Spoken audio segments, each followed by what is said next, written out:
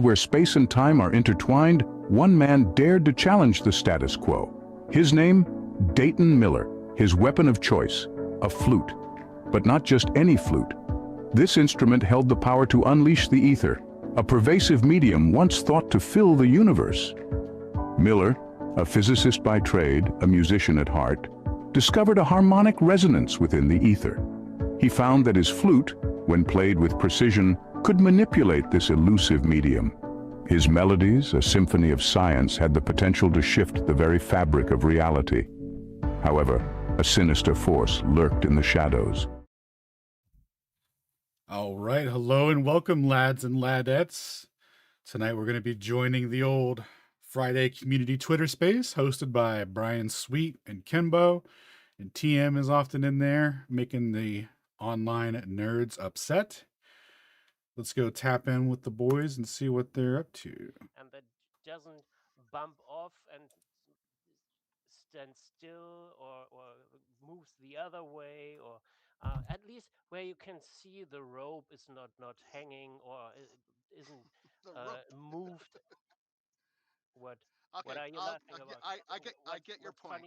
I get your point. Rope? You don't understand the Cavendish experiment, but I'll send you Conspiracy. my best. Let me ask you this one. You put your window down when you're driving, right? Let's say 20 kilometers an hour, 10 miles per hour. You put your hand out the window, you feel wind against your hand, correct? Yes. So why are we going 108,000 kilometers an hour hurtling? We don't feel velocity. We don't feel velocity. We So feel if you acceleration. put your car at 20 kilometers an hour and put it on autopilot, auto drive, whatever it's specifically called, you won't feel the wind anymore. Is that what you're saying? You're conflating two different inertial reference frames. What the hell? You just got cooked, my boy. No, Okay, I what didn't. about this one? Wait. You didn't let him finish. They wouldn't predict the velocity, Canada. What are you doing? They wouldn't predict that you would be able to feel it. We didn't let him finish his explanation. They have a certain belief system. You should have let him get his thought off. My apologies. I'm Canadian. I always take it in the ass. Go ahead. There you go. So you're confusing two different inertial reference frames. I'm talking about feeling velocity, and you're talking about sticking your hand out of a moving vehicle. There's two different inertial reference frames. So of course you're going to feel the wind blowing against your hand because that's a different inertial reference frame. I'm talking about the Earth moving at a constant velocity. You're not going to feel that velocity because it's constant. Okay, so how about the Earth spinning at 1,000 to 1,400 kilometers per hour with a variance, and we can't feel ourselves spinning and getting dizzy? Can you explain that one? Because we don't measure angular rotation in linear speed. What? Linear speed is measured in rotational speed is rotation using rotational units. It's hard to say we're not moving while we're going 1,000 miles an hour, isn't it, Conspiracy? No, we're not moving 1,000 miles an hour. We're moving. But your first answer was just what's RPMs? What's the Earth's rotation in RPMs? Can you not see that you're in denial? Like you've changed your answer. Answer the question. Answer the question. Yeah, what's your question? What is the Earth's rotational velocity in RPMs? 1 rotation per day. In a whole day, only one rotation. So take a merry-go-round and spin it, and one rotation in a day, and how many kids are going to come flying off that merry-go-round? How the fuck does this reference to not feeling a single thing?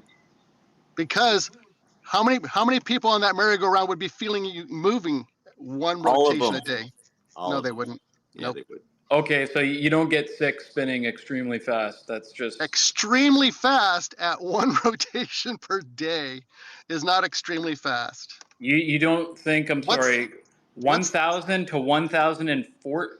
Where are you getting this 1,000 miles an hour from? 400. You Are just you- said you don't are you feel on- anything on a merry-go-round. this is Sorry the to math. Are interrupt. you on the Science. equator? You live on the This equator? This is on the science. The science, linear velocity of a There's a rotational variance object. from north to south, correct? Okay, so if you're at the North Pole, how fast are you spinning? How fast? How Man, blistering you fast are you should be going? like going crazy, man. You should be on there just going around in a circle like crazy. Hey, One rotation a day. There is also Hey, there is also another answer. Okay, so I For the still record, can't get. his I can't get. initial I can't get. answer. Flat Earth just runs from this question. Runs Oh, fast. please. What is the Earth's rotation in RPMs? Okay, now what We already is said the it. circumference of the Earth? Are you Con? asking how fast the Earth is torquing? No, Hey, he's Con. asking how Are you much really it's one per day. I have a question for you. One per day is not No, RPMs. let's think it through, Con. What is the circumference of the Earth? Equatorial circumference. What is it? Miles. How many miles is it? Come on, it's your model. You should know it. It's 24,901, right? Yes. 24,000 miles in 24 hours. It's 1,000 miles an hour around the equator, isn't it? Awesome. So, That's so, your so what's, model, right? what's the Okay, answer so to if my you want question? to put that together, and What's the answer to my question then? I'm answering your question and then some, because you also brought up a term like frame of reference and used it completely incorrectly to explain why we feel wind on your hand when you stick it out the car window. That was entertaining. Are you answering my question? That was funny. Yes, I Answer my am, question. because Hold on, you can't first wait. of all, It's a we just number. addressed What's the number? we just addressed by latitude how It's it's a number. between What's 0 the and number? 1,000 miles an hour 1,440. based on your latitude. Conspiracy, please don't overtalk him. It makes it hard to listen to. Thank you. I asked a simple question, You and I'm two getting. times. He's I getting to it. don't want to know how to build a clock. I just want to know what time it is. Okay. In RPMs, So listen. what is the Earth's rotation you're gonna in learn RPMs? about how Yeah, to build a clock. point whether you want to or 25. Oh not. my God! I Go ahead, don't Stu. want bingo wings talking about this. I want what is Earth's rotation Yo, in RPMs? conspiracy. Yeah, 0.25. You're not just gonna 0.25 talk over him RPMs. though, and then like the other guy is also not gonna chime Okay, in talking over him. Bingo wings. Stone, Bingo go ahead. wings is not helping the answer. What is the answer? 00069.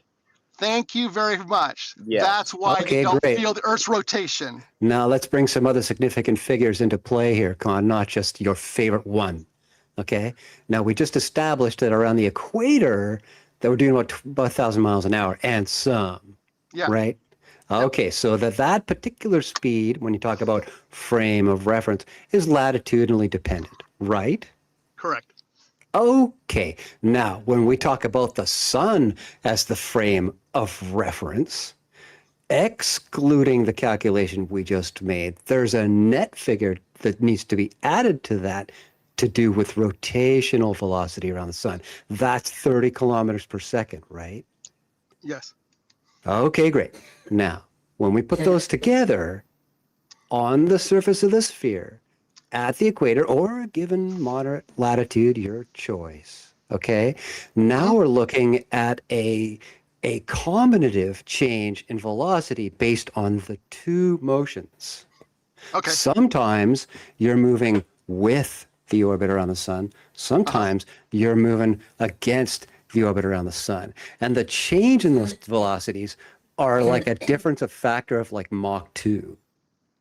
Okay. Over what period of time? A 12-hour positive, 12-hour negative in the oscillation. This produces on and off in both directions an average lateral accelerational force of 2.1 centimeters per second, just like you measure the 9.8 meters per second in the downward that's constant. Mm-hmm. Okay, great. But you Does the see, human body sense hold that? on, I'm not done, man. I'm not done. You see, Okay. I don't give a shit about what the human body can sense. You see, because we live The in this. question was, why don't we feel? Are So you keep done? going. Because I'm not Keep going. done. I'm not done. Shut up and listen instead of thinking up new arguments, okay? Try and take in the information I'm giving you. I'm just going off the Do you original know question. how to listen? Do you know how to listen? This is your challenge right now. Okay, please put those two velocities together, come up with an average tangential oscillating force that I'm telling you right now, an acceleration of 2.1 centimeters per second to the side, okay? And that's oscillating 12 hours in that direction, back to zero, 12 hours in the other direction, back to zero. You know what I mean? It's a sine curve, just like you would expect, based on the rotation, allegedly, of the Earth. The problem is we live in the age of science. This is no longer about can your inner ear sense the change? Are you going to fly off the fucking merry-go-round? No. It's about we've got gravimeters that measure vertical in outrageous hundredths of a milligal kind of resolutions, and boy, are they sensitive, right? Well, you line them up for horizontal, and they just don't seem to be able to pick that up. Wrong. It's just not there, bro. Wrong. It's not there. We're not moving. We can measure the difference of mass between the poles and the equator because of the equatorial centrifugal force. Okay, that just got retracted. one. Exactly. You don't understand the size of the hole you just dug by saying that, and it does not relate to what I'm talking about. Okay, you just said the rotational velocity, 1,000 miles an hour. Yes, and that has only to do with the vertical component of what you're talking about. Okay, and that is constantly changing in terms of directional vector, the vertical component, based on going with the orbital spin around the sun and against the orbital sun. Wait, what's every the 12 rotation? hours, back and forth. What's the rotational velocity of our trip around the sun? 30 kilometers per second in terms of the net body, and now you add to that what we just talked about for 1,000 miles an hour latitudinally dependent ratio of that. On top of that, we get on average. Fuck the degree. We were talking about the acceleration, all right? And you get 2.1 centimeters per second on average. So it actually goes above that, closer to 3, and then back to 0, and then down to -3. Wait. What's the time period? What's the time period of the Earth's I just told you, we're talking about a 12-hour positive, 12-hour negative oscillation. It's a sine curve. So you can't include the Earth's orbit around the sun then? I am including it. It's a 24-hour period, just like you were talking about before, but I'm putting the two forces together into a commutative vector, and it's not being measured. How did you add the Earth's orbit around the sun into your formula? Can you not even see this so simply in your head? The two motions themselves, top view from the pole. Just look down at the North Pole. Okay.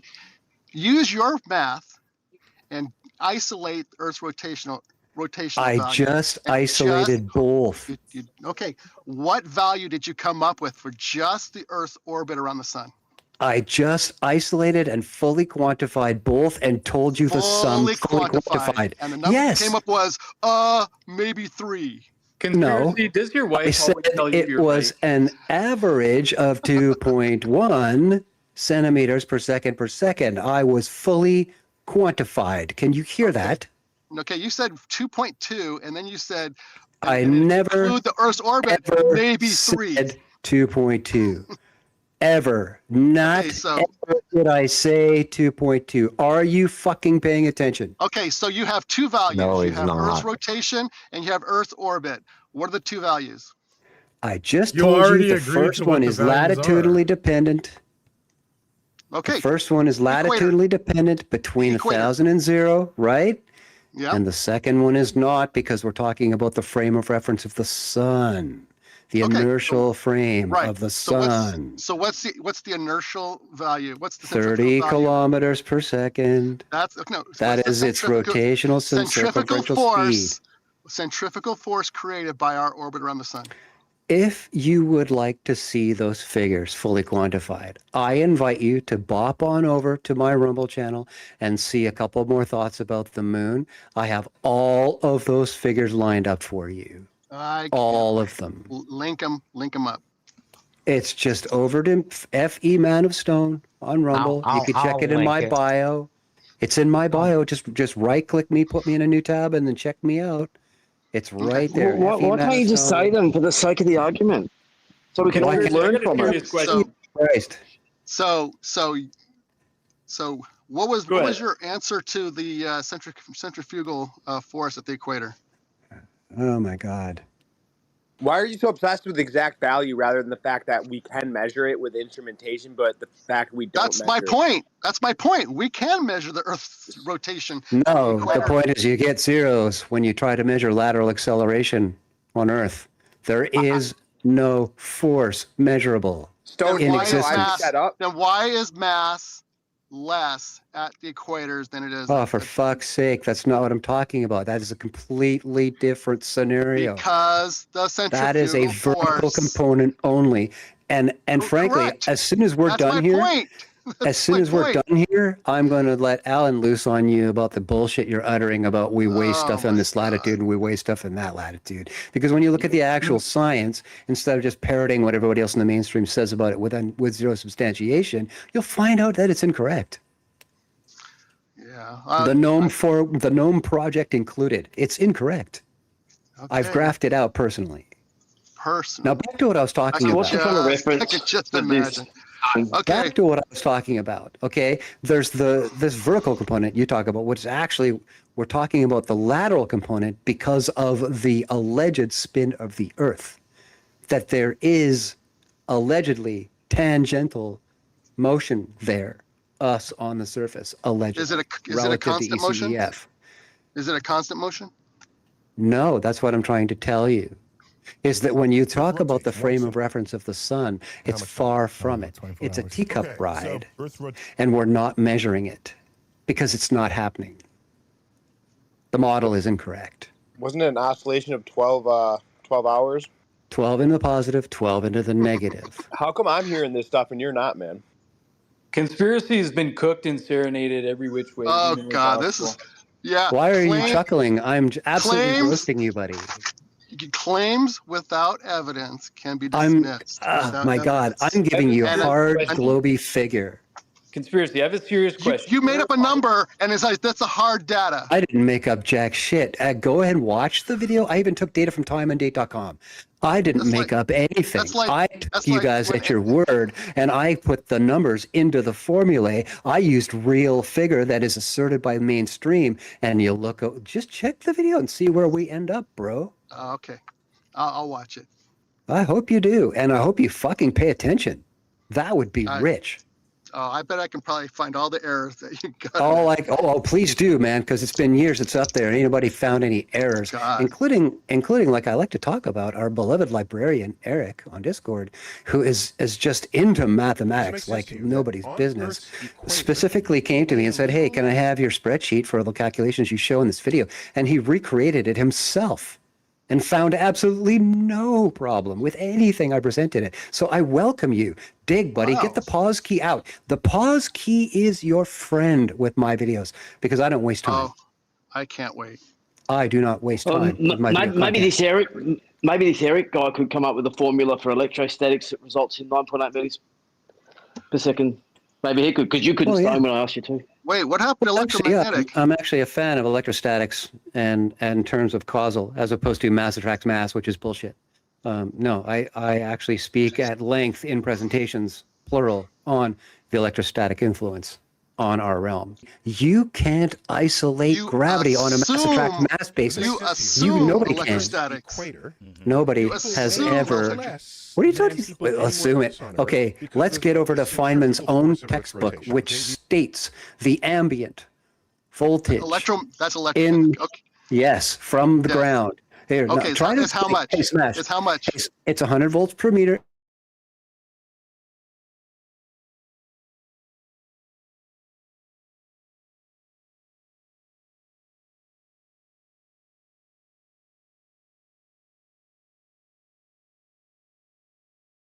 Shoot, we lost audio.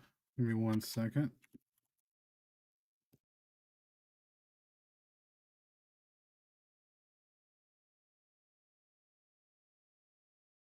Read his It paper. goes into Shoot.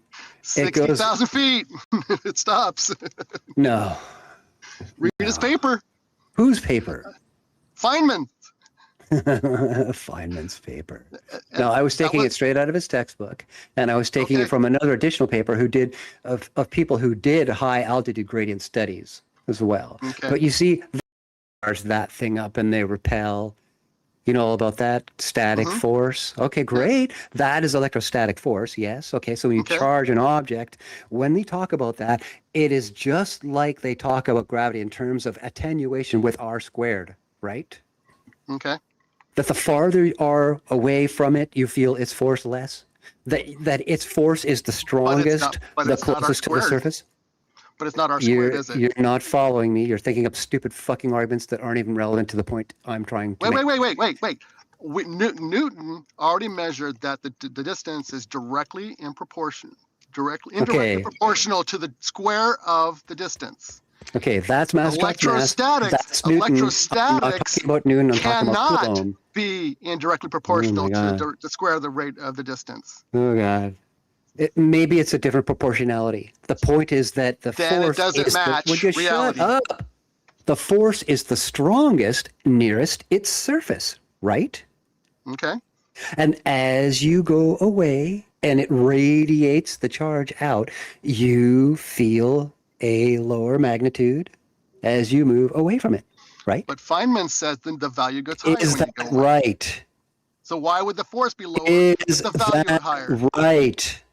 Well, if the charge is higher, Is why is the that force less? right? Is that right? That when you Yes. move away from the object, should you weigh measure a lower force? Yes? Yes. That attenuation with distance from the surface. Okay, back to Earth. But your Back Feynman to example Earth. was that the value Back gets higher as to you go Earth. higher. That's right. We get to the surface of the Earth and it's near zero at the ground and it increases as you move away from the surface. So the force gets lower as the value gets higher. No, the voltage potential gets higher as the altitude increases. And the force gets lower. What force? Electrostatic force that you're attempting I'm to talking about an electrostatic voltage potential coming away from the surface of the Earth. Okay, so the force is less. with The a higher voltage is increased with altitude. voltage is increased and the force gets lower. What force? Electrostatic force. The No, force that it does not. You're saying that objects fall with a specific force. You're With- claiming that this Dude, are you I force can is claim that. Oh, you're electrostatic. sticking a bunch of dumbass words in my mouth, and I have no idea why you're even trying to do that. Okay. Why don't you try and listen to It's what a I'm saying complete waste instead? of time. It doesn't match observation. Look what. We know that Here is- acceleration One. is a Opposite. constant. We The know point that here- acceleration is a constant. Oh my God! Why are you? But Why your are you voltage- speaking a bunch but- of bullshit? Shut up and listen. Are you saying I just acceleration is not- described. Conspiracy, man. I tell everybody to let you speak. Let everybody else speak too, please. Thank you. Let's keep it civil. We've been pretty good all night long, man. Okay, we just covered static law with Coulomb, not Newton, Coulomb, and that the force you feel on a charged object attenuates with altitude, with distance away from the surface, and that the force is strongest at the surface. We go to Earth, it is the inverse. How do you explain that using physics? Go ahead.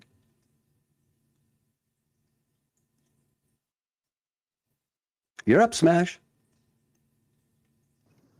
Coulomb's is only limited to extremely small distances. It's static Not- charge, period. Okay, Coulomb's law is for what distance? It's static charge. It doesn't What matter. distance? The distance is always proportional to the charge and the size of the object. Okay, The matter in which it occupies. That's such an inane question. It's pointless to ask. Yeah, isn't Tesla's electrical experiments, isn't that static charge? I mean, he had Yes. very far arcs, right? Well, that's all high voltage and all kinds of stuff that's for grounding and spark gapping and things that have to do with static charge. But I'm just talking about the principle itself.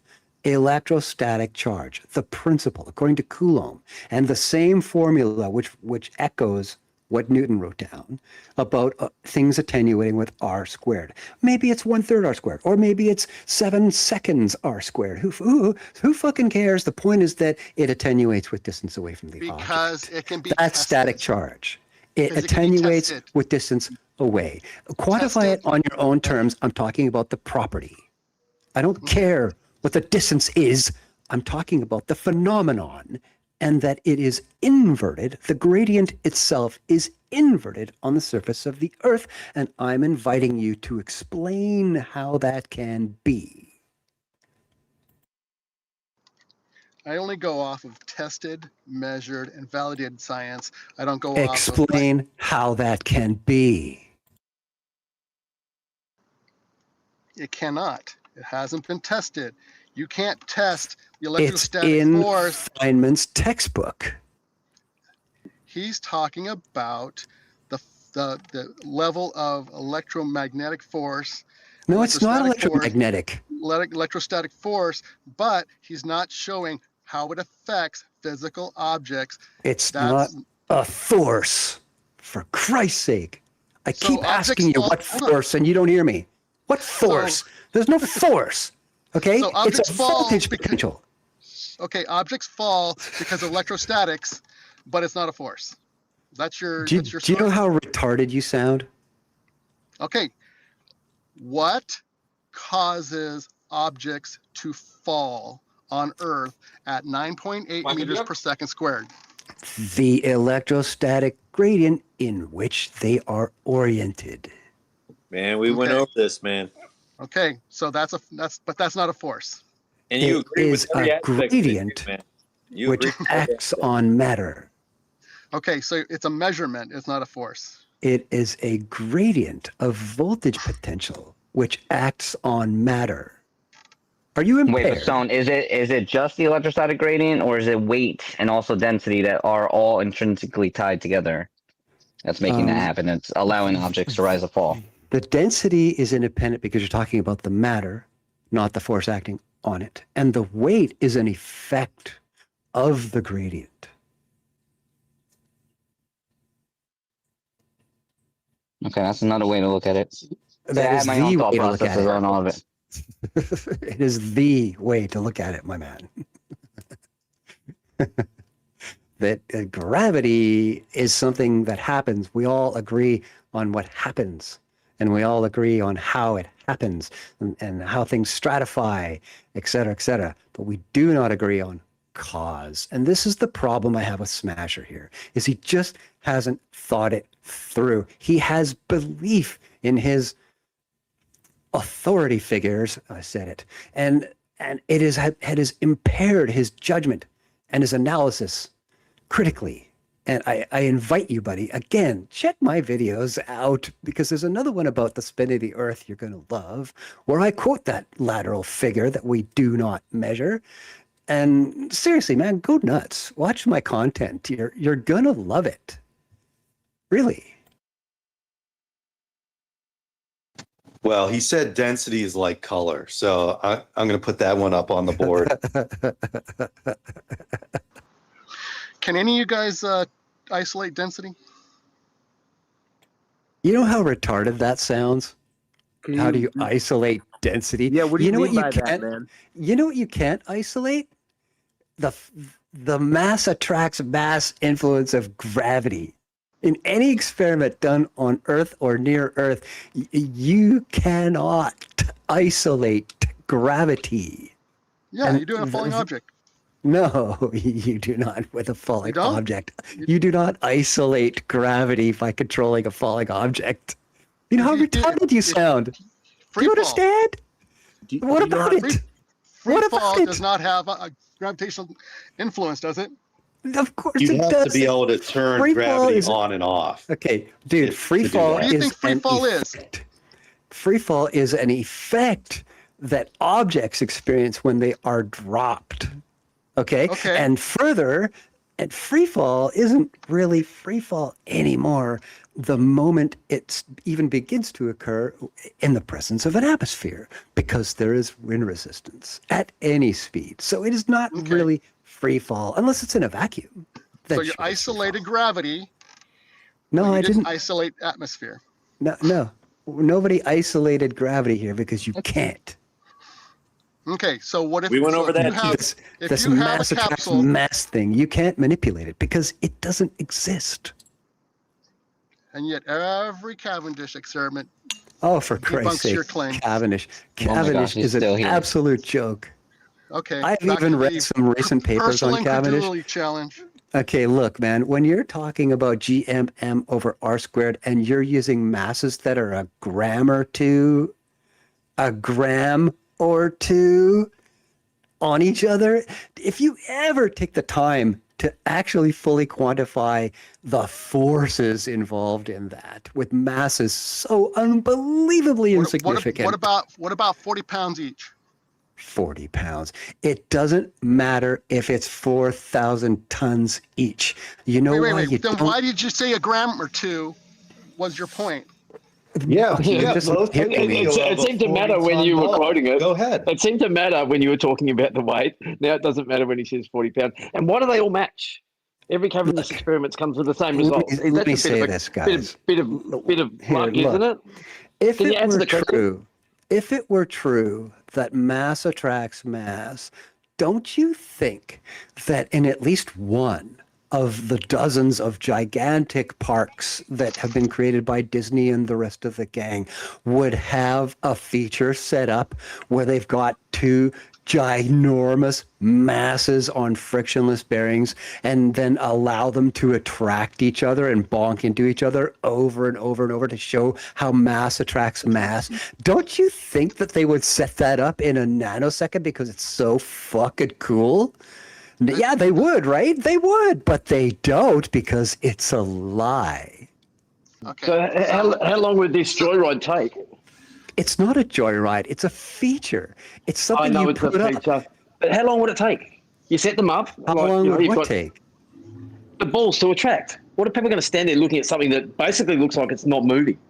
Yeah, right. You got wow, two real next to each other, exciting attraction. Real exciting attraction. and they're about a millimeter apart, and they're fucking 4,000 tons a piece, and they're on frictionless bearings. You would see that millimeter just go boop and disappear. It would just boop. They would attract each other and bounce off and shit. It would be so cool, but none of that's happening, guy, because mass does not attract mass. That is so funny how you don't even understand how the Cavendish experiment works. How do we? Where can we? Is there The way you're explaining it is not how it works. Hold on a second. Conspiracy. Is there anywhere? Is there anywhere in nature where we can see this mass attracting mass, or is it only as laboratory setting that we can watch this? Yeah, hold a bowling ball out at arm's length and repeat to yourself, gravity doesn't exist. What do you think you're doing there? Are you trying to see how I can? How long I got to hold the fucking bowling ball out? Okay, once again, we do not disagree on the effect of gravity. It pulls things to the ground vertically. Yes. Yeah, we At a do constant rate. obviously disagree on the cause, because your cause is, hey man, mass attracts mass. What if I was right? holding a balloon? Would I get the same result, conspiracy? Brad, that's way off. Is it filled with a gas that's lighter than air? So what would happen to that? I mean, it's still mass, right? Sounds like relative density. Is it lighter than air? Brad, that's way off topic. So are you saying it would displace the medium in a different direction? It would displace the medium because the heavier air goes down towards the Earth, and the lighter air goes away from the Earth. Isn't that relative density and buoyancy? This is all effect, people. No. This is all effect. How is it not relative? Okay, How is it not? Wait. How is it? Because relative I got density a question. needs a mediating Who's force. talking about relative density? You just described that. I was asking you, how is that not relative Not density? Okay, hold on. Who here thinks that objects fall because of density? I don't even give a Relative. shit about that. That's got nothing to do with what we're talking about. Well, then why did somebody come in here and say something about relative density? Because you were just describing it. You were just describing it with the air going up because it was less dense. But the reason for that No, I was is there's a mediating less dense force. than the other air, it will go Hold on. up because it's less I didn't dense. say anything about density. You I just didn't said say that. anything about density. Conspiracy, let me help you out here, dog. Okay, then why would be the reason the other air would go up then? What's the cause of the other air going up? So Because in order the for heavier air goes down. Heavier. What is the heavier? Yes. Okay. More mass, Why is it yes. heavier?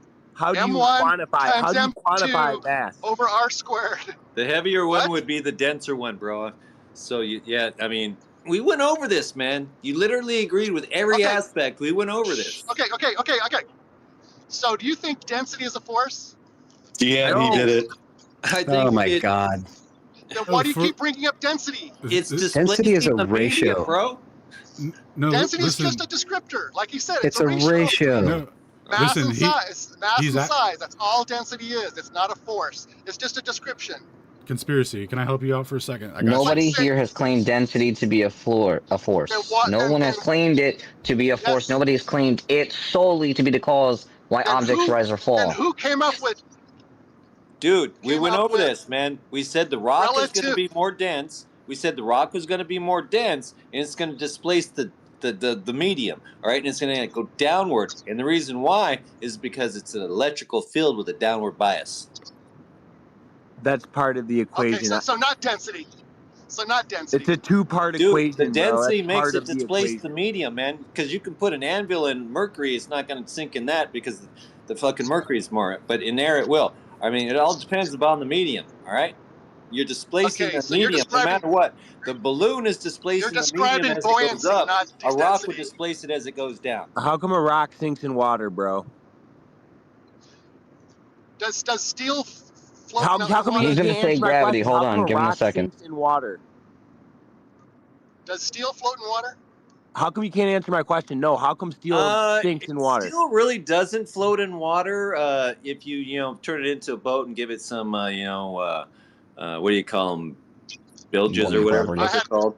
I had a flurf tell me that steel can't float in water, and I pointed him to an aircraft carrier and blocked Yeah, I mean, if you turn it into a boat, and create air pockets and stuff where it can just be more buoyant than the fucking medium that it's in. Yeah, you can do that. But we're still displacing the water in the ocean with the boat or the metal or whatever. Yes. Yeah, it's that's still not displacing density. it. It's that's not buoyancy. sinking because it's more buoyant. Okay, so you're describing buoyancy, not density. Dude, it still has density. Everything is dense, and some is less dense than the other stuff. The less dense stuff is more buoyant. That's how you describe something. No, more buoyant. It's not. Conspiracy. Why does the anvil float in mercury? Because it's buoyant. And what properties of that object and properties of the medium, the mercury, is required? What do we use to describe that? Why what do you properties keep of the agreeing with object? me and disagreeing with me at the same time, man? What the fuck, bro? You're killing me. You're killing me, Smalls. You're killing me. Oh my God. We You're use agreeing density. with me. An anvil is less dense than mercury. That's why it floats. Understand? That's not why. It is why. It's a direct factor in why. So what is why more does a ping dense? pong ball float on water? Same thing. What is more dense, an aircraft carrier or water? I mean, that's a nonsensical question, dude. Hello, what's more dense? It's a nonsensical aircraft carrier question. or water? What are you talking about? The shape changes the medium. It's over. You're talking about density. How much are we talking about? What are we talking about? How much water are we talking? I mean, you think this is fucking retarded. The ocean. Are you going to ask me again if an airplane can float on water? Depending on the circumstances, yes. Most times it'll probably sink eventually. How come you wouldn't tell me a circle rock? How come that falls in water, bro? How come you wouldn't answer that? And you got to go to buoyancy. We all understand buoyancy, and you make a no. How come you won't answer my question? Not as buoyant. It's not. That's why it sinks. It's not as buoyant. That's no, why it's because it's more dense. Is why. That's why. No. Okay, then show me the density formula in the buoyancy formula. Show me where density comes Okay, from. we got you. Look up specific gravity. And it's all about density. Specific what? Yes. Look up specific gravity. That's relative density disequilibrium. That was the original title for it, name for it. That term is older than him. Oh my he doesn't God. understand that specific gravity is you guys is relative density. And your whole bullshit with the ship. Man, get the fuck out of here. Steel is more dense than water. But what do you do with a ship? Okay. You shape it so that if you've got a million fucking pounds of ship, you shape it so that it has to displace more than 1 million pounds of fucking water to goddamn sink. Suddenly it's not dense. Suddenly it's not as dense. Yep. Yes. No, you the can water is manipulate the holding it shape up. of something. Suddenly steel is 100%. less dense than water. No, it's Okay, more so dense, but when you what the shape fuck, it, dude? you You're an allow it to idiot. float. All right. Get this motherfucker out All of here. right. He hasn't got an honest bone in his body. I've had too An much fun with honest you bone guys. in his fucking body. And I don't give a I don't even care to hear him no more. This has been the worst back and forth. He's so fucking disingenuous. Pretty sure I tore him It's apart effectively ridiculous. enough. I He's never don't been see anything wrong else. around his wife. I'm saying everybody's just talking. I just want to say that we agreed on every aspect of everything about relative density buoyancy, like, I don't know what, 20 minutes ago or something like that. And you agreed with everything, and now you're like disagreeing with it, man. So what's up with that, man?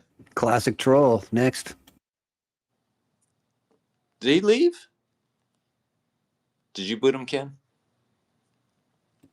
No, he said he'd have enough. He had lots of fun, and he probably just split. He's done. No, I just muted his mic for a moment just to shut him up because I was getting pissed. Stone is actually walking him step by step, answering his questions. And how many times did Stone have to tell him, no, it's not a force, you know, it's a, you know, I don't know. He's aggravating his fist because he's disingenuous.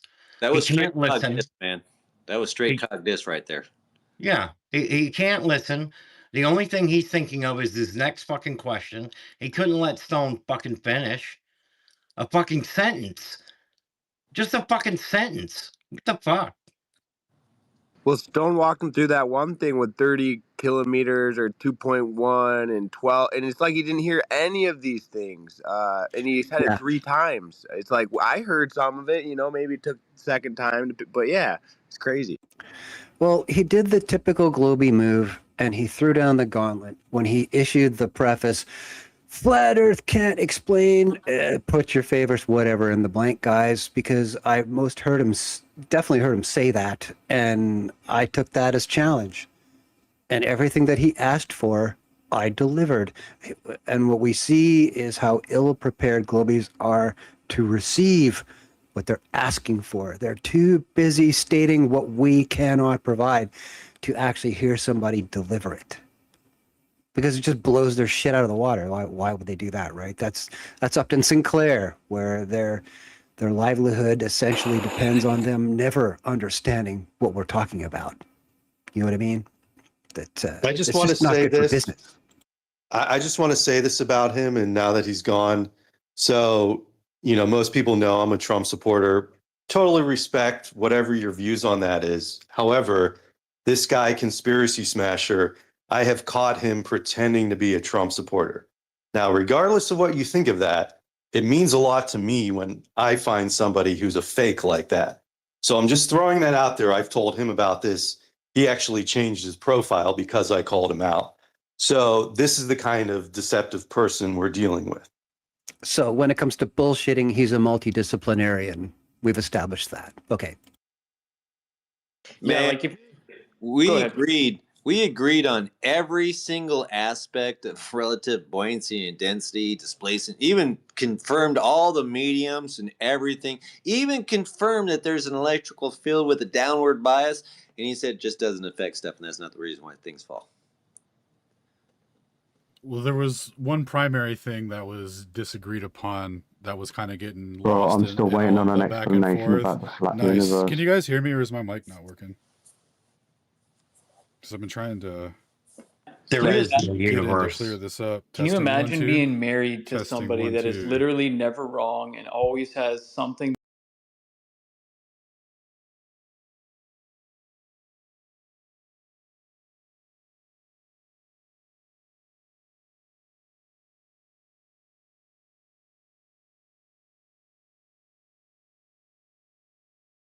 Just talk to my wife. Go ahead. She's right on the couch here. I'll wake her up.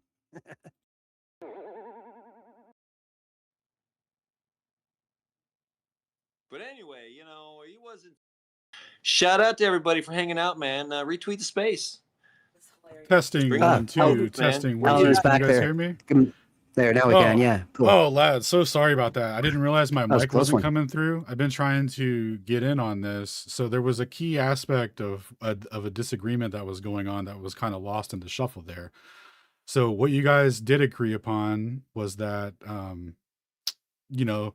there is a density and buoyancy relationship, but that relationship requires a mediative force, which is the downward acceleration, which is that 9.8 meters per second squared in the equation. Now, relative density on its own is not sufficient enough to explain it, because we could test the predictions of the two, right? So if you have a density tower, like a tube of liquids of different compositions, they'll all sort themselves out, right? And if you were in a 0G plane, um, if the mediative force was density and buoyancy, then when the plane goes into that 0G parabolic fall, or whatever it's called, when that occurs, the density tower should remain stratified. But it doesn't. It instantly loses what's keeping it separated, and it all mixes together. And then as the plane returns to that normal gravitational resistance, when it's coming out of that parabolic arc, the liquids start to separate again. I put a link to all of that in the jumbotron there, and I gave like a math reference too for vector subtraction. So when you're going with the downward vector, what prediction that would make versus when you're stationary on a desk and you're feeling resistance to that vector. So like we were kind of discussing electrostatics as a gradient to provide that vector, right? Versus the mass attracting mass. But the key element that was getting lost there in the relative, when it was coming to the density and relative density stuff, was what's his name was trying to say that there's a mediative force is required, but he was kind of getting lost in his own point. And then some other people were saying that we're framing it as relative and density is the mediative force. But I just wanted to show that is not the case. It makes the invalid prediction in free fall, and so it's not it's not a valid hypothesis.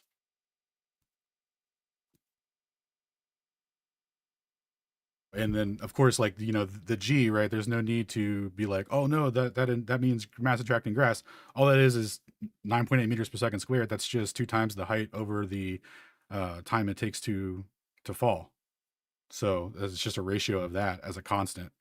So like we all agree on that, but that is the mediative force in the density buoyancy equation.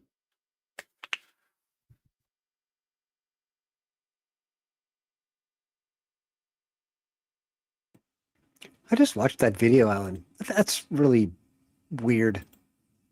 Oh, the Tyson one? Yeah, I just watched it too. Yeah, the Mondial plot. Yeah, well, right in the middle when they go over the hump, he's there, people start to leave, and then he shakes it. You know what I mean? He mixes everything up inside laterally. He should have had that thing taped to the wall or something. You know what I mean? With the craft. Yeah, for because sure. in his hand, I think he screwed himself in terms of an analysis. I don't know, just my first impression. Yeah, I've got a question for Stone. I've got a question for Stone. I've got a question for Stone based on what Alan just said.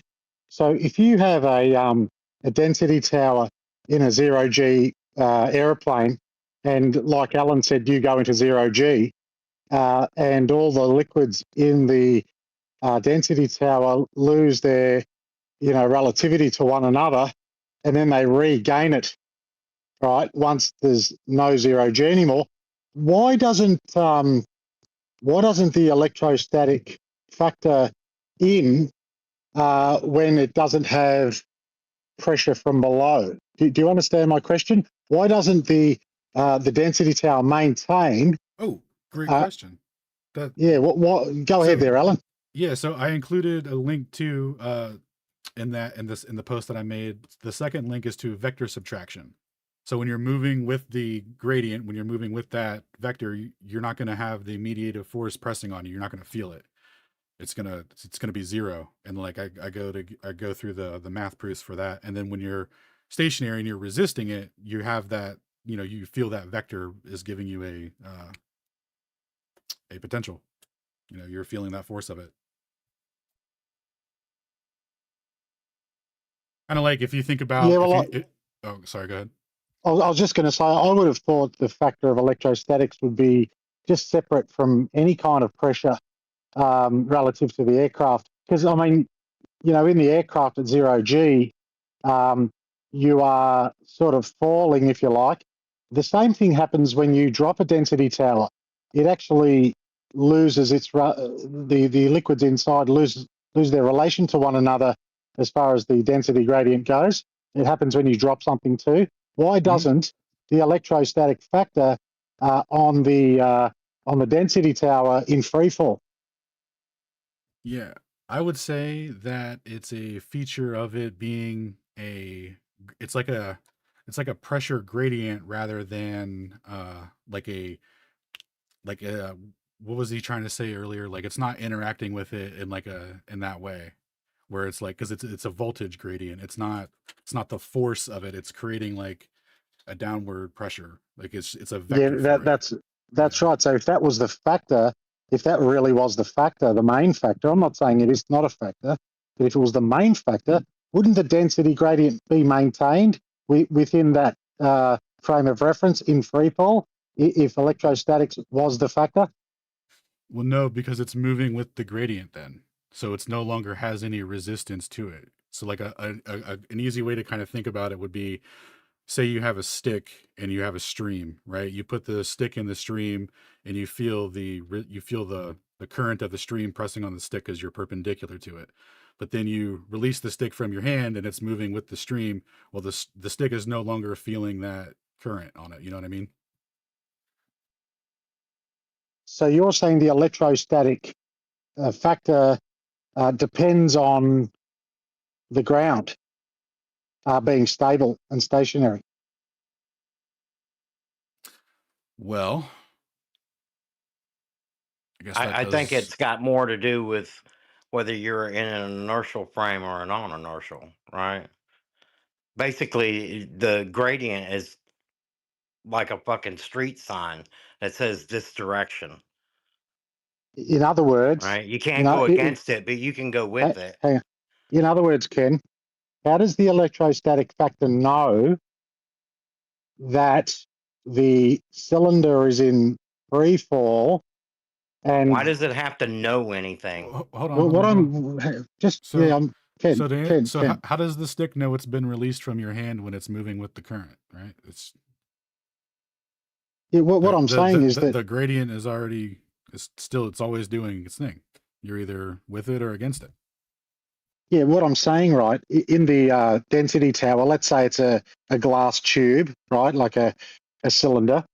There's a density tower within it, okay, which you're saying is being caused by the electrostatic factor.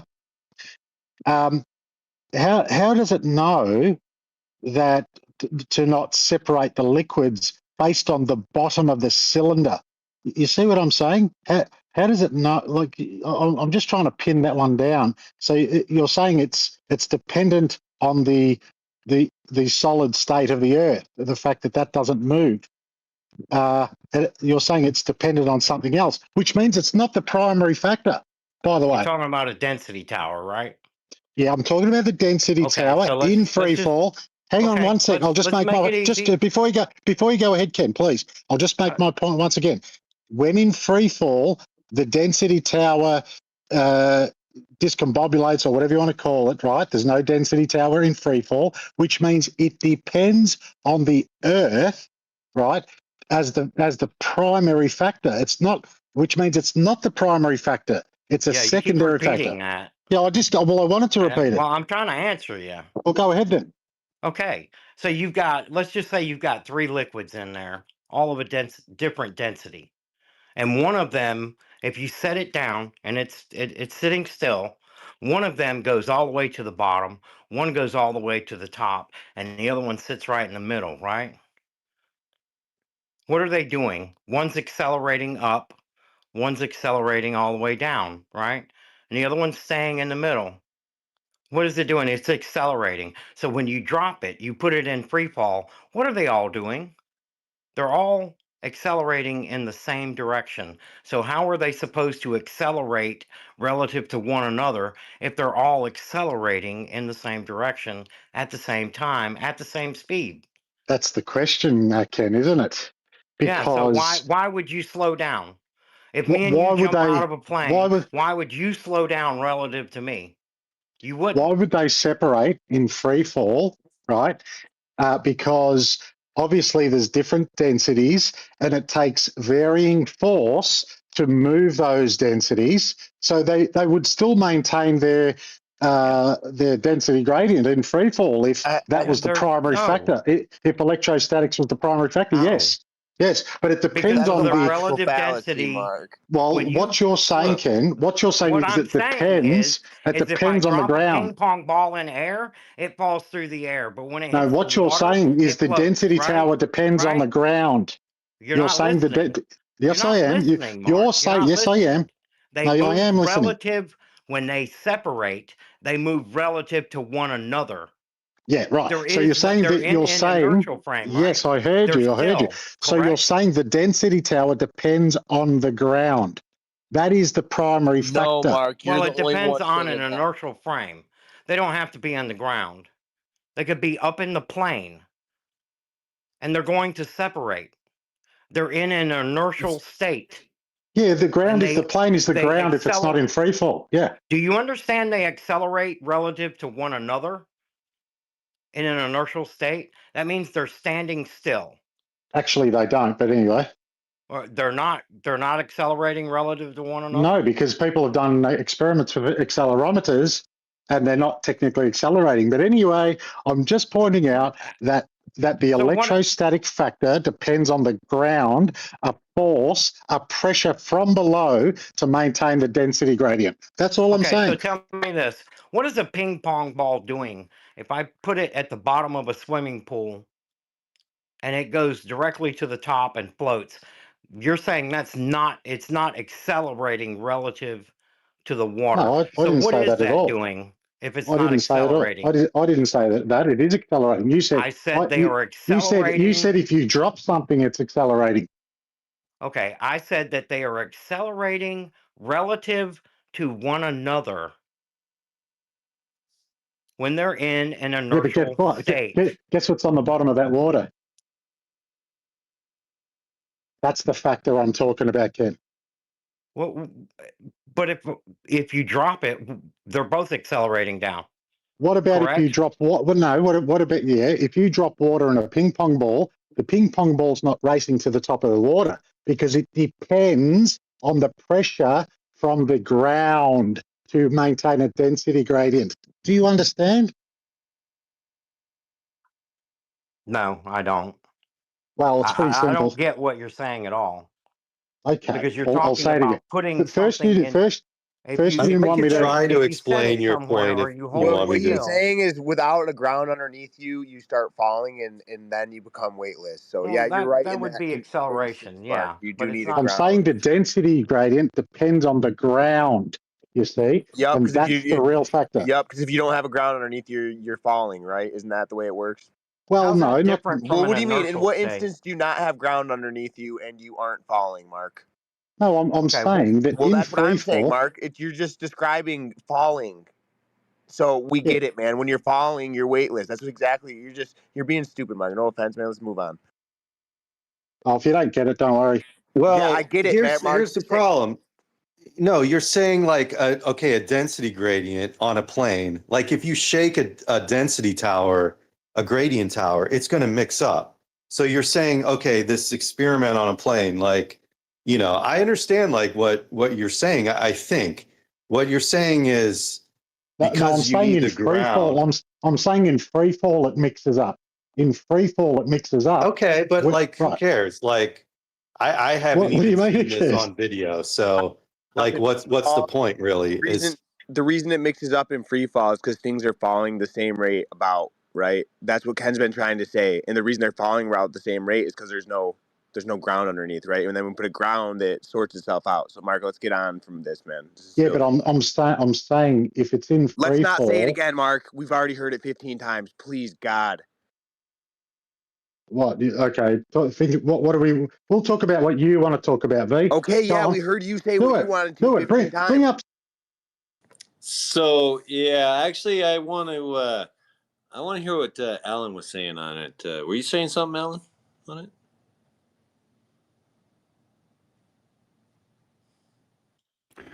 I wouldn't mind taking it up a notch. Or Stone. Yeah. Okay, Mark, your density tower, the ones that are typically analyzed in this are handheld units. They got a diameter of probably maybe 2 inches-ish or less. And, you know, maybe they're 10 inches, 12 inches tall-ish, roughly. And it's a plasticky cylinder and it's got 3 fluids in it. Well, okay, even if you were to stick it to a table that's firmly mounted to the fuselage of the craft, so it's not in the guy's hand and he's not shaking it. So when the guy does the parabolic flight and he does go into, quote, free fall, if it were textbook free fall, if he nailed the downward acceleration just exactly right on zero immediately, there's another influence inside that cylinder that's going to cause those fluids to move out of stratification, and that is surface tension, because all fluids have they have a different amount of surface tension. Okay, so that's one thing. Yeah, that's negligible. That will affect stratification in that during free fall. The second is the one I kind of hinted at towards the beginning, is that when the plane's doing that, man, that's really hard to balance, dropping into an ever increasingly dense atmosphere as you drop, and, you know, constantly changing amount of wind resistance, causing a totally different terminal velocity all the way down towards the surface. So the pilot's having to, like, dude, what are you talking about? I don't think a human pilot's ever going to do that. You're talking nonsense. We don't have to talk about planes. Let's just drop the density grade. Let's just drop the density tower. Forget about the plane. Let's just drop the density tower. Or are you just I'm just calling. Done. Mark, stop it. I don't know what you're doing, man, but let them finish. Jeez. The point is that it's really hard for that pilot to get that jet to exactly match the downward acceleration that we're seeing, that we call gravity. So anything that's not even quite close, you know what I mean? But it's not the same value, is still going to cause those things to partially remain stratified, and increasingly so as it comes toward the bottom of his parabolic shape when he's flying it. There's a give and take in there. And I think it's really unscientific not to consider that there are other influences in there besides the, quote, either mass attracts mass thing or the electrostatic thing that we've been talking about for the last hour. That there's more to it than just that in your analysis. And I think it's a little bit glib to fail to consider any of it.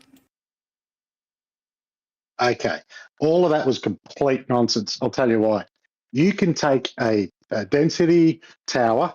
It could be, like Ken said, a very simple one, maybe like a foot long, and you can just drop it.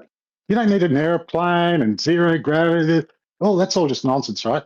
You can just drop it, and the liquids inside will disassociate from that density gradient when there was a pressure applied from below. The density gradient requires a pressure from below. This is my point. And my question is that if electrostatics was the primary factor, why doesn't the electrostatics have effect in a falling, right? For lack of a better term. Guys, real quick, let me just wrap this up. So the measurement in itself is kinematics. When we look at the vector subtraction that I posted, you can make it relative to the fucking ceiling instead of the ground too. So like the same exact concept that the globe would present as how they're explaining gravity and why the density tower doesn't maintain stratification when it's in free fall is the exact same explanation that we're using. And you're like, but it's relative to the ground. It's just vector subtraction. You can make it relative to the ceiling. That's it. You guys are arguing over absolutely nothing. That's all I have to say. I'm still trying to find out how we can make it to the moon in 4 hours based on the velocity we're hurtling at, but we can't feel a damn thing. Can anybody help me with that? Well, before we get into that, I'll add, look, Mark, I think what you're trying to say is on an airplane, if there's a density tower, how is that dependent on electromagnetics when you're 30,000 feet above the ground? Is that what you're trying to say?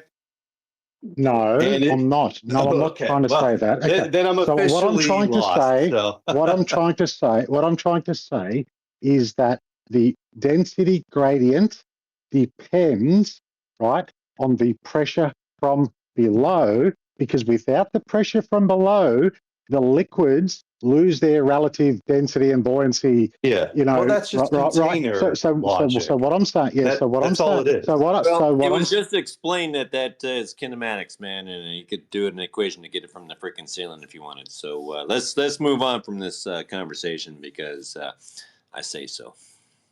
Yeah. But retweet space, man. We got any globies down there, man? Come on. We treated conspiracy smasher real nice, man. I see Gary down there. I said any globies, not idiots. He's literally astrophysics something or other. I was discussing flat Earth earlier. What, the one that says a test is not an experiment? What do we got up here? We got who we got here? King. You were discussing flat Earth earlier. What do you got? With Xavier. Me and Xavier were talking about that earlier. Oh yeah, they had me drawing pictures and doing math. Was it good math? I think I recognize flat earther or what? No, I think it's a globe, but I'm open to it. So I have the pen and paper here. I'm ready. Again.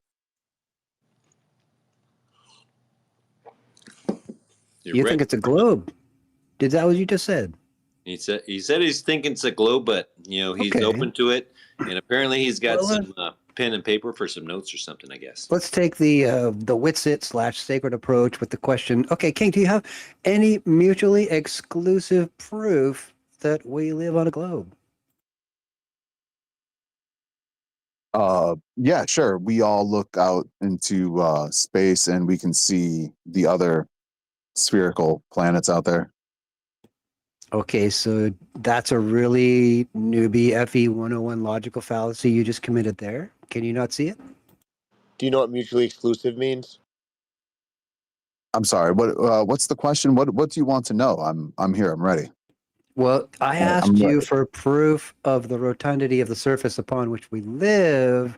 Celestial mechanics. You pointed upward.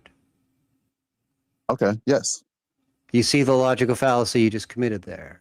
No, it's something like you're like, oh, what's that shadow on the wall? And I'm like, oh, it's coming from over there and it's across the room and you have to turn and look the other way to find out that there's a light source over there casting a shadow. It's the same kind of idea there. No, it's a totally different idea.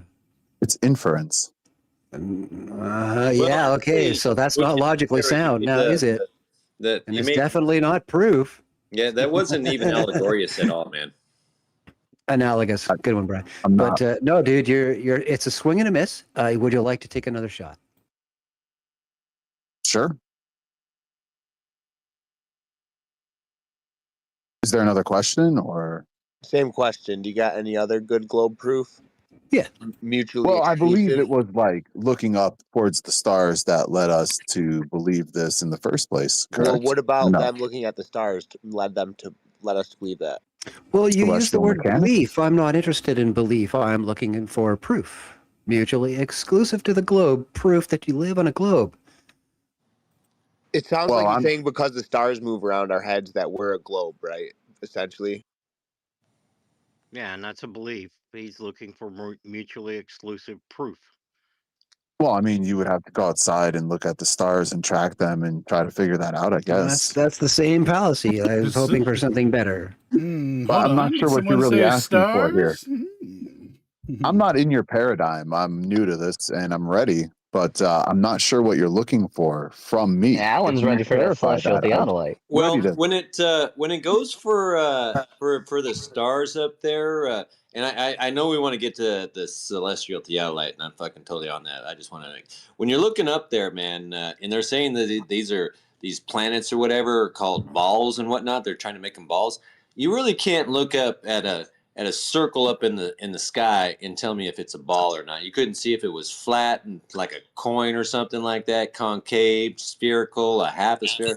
You just see something up there that appears to be round. Is that fair enough to say? That's ridiculous. Yeah, we can see them round, they're turning, and we can see their other sides. You really can't see anything. You see a little twinkle, that's about it. But you really can't even see anything. You see something up there that it looks roundish, but like your PFP on this here, that thing, you couldn't tell me if that was flat or a circle or anything. It looks just the same, man. Well, that is a 2D graphic. Well, I linked you, actually, I tagged you in a post of mine about shapes, multiple different shapes. I want you to tell me if you could determine which object is a flat circle, which one's a spherical circle, just by looking at them, what you can determine based where's on that. this post? Who's that? I tagged you in the post. No, this is TM. Did you put it up in the jumbo or put it down in the I can't put nothing in the jumbo. Hey, yo, after this update, I can't share anything, but it's in the purple pill. Brian, so for some reason I'm not able to share anything in a jumbotron, but what? I do got a question when it comes to. Wait, real quick, hold on. What kind of phone you got? Well, I got iPhone. You can nobody. Okay, hold on so a it's second. not a Galaxy. Go ahead, go. Sorry. Hold on a second. The X changed the settings on here to get stuff up in the jumbo.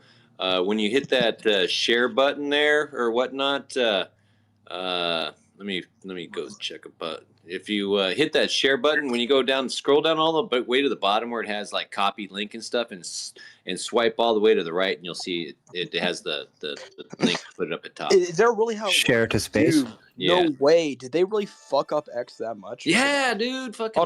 Don't get me started, bro. Copy. Yeah, I don't even see that. Yeah, if you like hit the arrow, because hit the share button. I actually have some serious disagreements with you guys on the flat Earth region. So, like for me, like I'm trying to click. I'm in the space, right? I'm a speaker. I click share. I click copy, and it just says copy to clipboard, right? No, it doesn't allow me. you copying it. Then you could. But what you want to do is on that where it said copy on it, slide it all the way to. Scroll the pop-up. Yeah, where it says copy link there. Oh my scroll god, to the dude, right. they made it so difficult. Yeah, scroll Welcome to, the right, to Narnia. It'll show a little, looks like a microphone or whatever. There. Dude, Elon Musk hates X. Wow. So- Why did they update it like that? Dude, it used to, like literally just a month ago, it used to be way easier. Yes, I know. It took me a while. I thought they did the same thing. Somebody had to show me, man. So, yeah, they hit it on you. So, but yeah. Yeah, but like I pretty much like I don't want to switch conversations. You can keep on talking to this guy if you want. But pretty much my main thing is talking about, because a lot of flat earthers in themselves they disagree about the map, because they look at the moon, they're like, oh, maybe the moon's a reflection of the Earth, right? And then they scrunch up all the continents and they fit it inside, the moon, and they're like, oh, it's a reflection of the moon. Bro, nobody does that really though. Right. So, I mean, I'm just saying, like... Look in the United Nations office how there's actually more to the map than they... Yeah, no, I've seen it, but every single flat Earth map looks different, right? It looks. What like about the CIA creating the global model that everybody's still running off today? It's crazy though, right? So I get what you're saying though. Everyone wants this like map, and I would just challenge you to confirm your map. You right? Challenge me to confirm my map. I mean, I've flown to countries, right? And if for example, for the map I've put up in the Jumbotron, right? I've flown to Tokyo. I've lived in Tokyo. I've flown from Tennessee, Nashville, NBA Airport. Nice. What the fuck? I've flown around too, so we agree. Planes can fly places. I agree. Planes can absolutely fly places. But so what do we got going on, man? What's the question? I did not fly around Africa and Brazil. Okay. What's your question? I flew right to Tokyo. So I mean, really, the only way that makes sense is if the Earth is round. Why? Because for me to fly all the way to Japan, I have to sit there and cross Brazil, Africa, Europe, and everything else. In only 11 hours. You really think it only takes 11 hours for me to cross Brazil, Africa, Europe, all of that back to Japan? You don't have to go that way. I flew to Japan. You know what route they took? They took me from San Diego to LA, from LA across Alaska and down past Russia along the eastern seaboard of Asia to Japan. Yeah, of course. They didn't fly across. They didn't fly across the Pacific. I'll tell you my route, right? So I'm about to go to Japan here in 2 weeks, right? So 2.5 weeks, February 3rd, right? So that's when I'm going back to Japan. So last time I went to Japan, they took me this. It was Nashville, and for some reason, they put me back.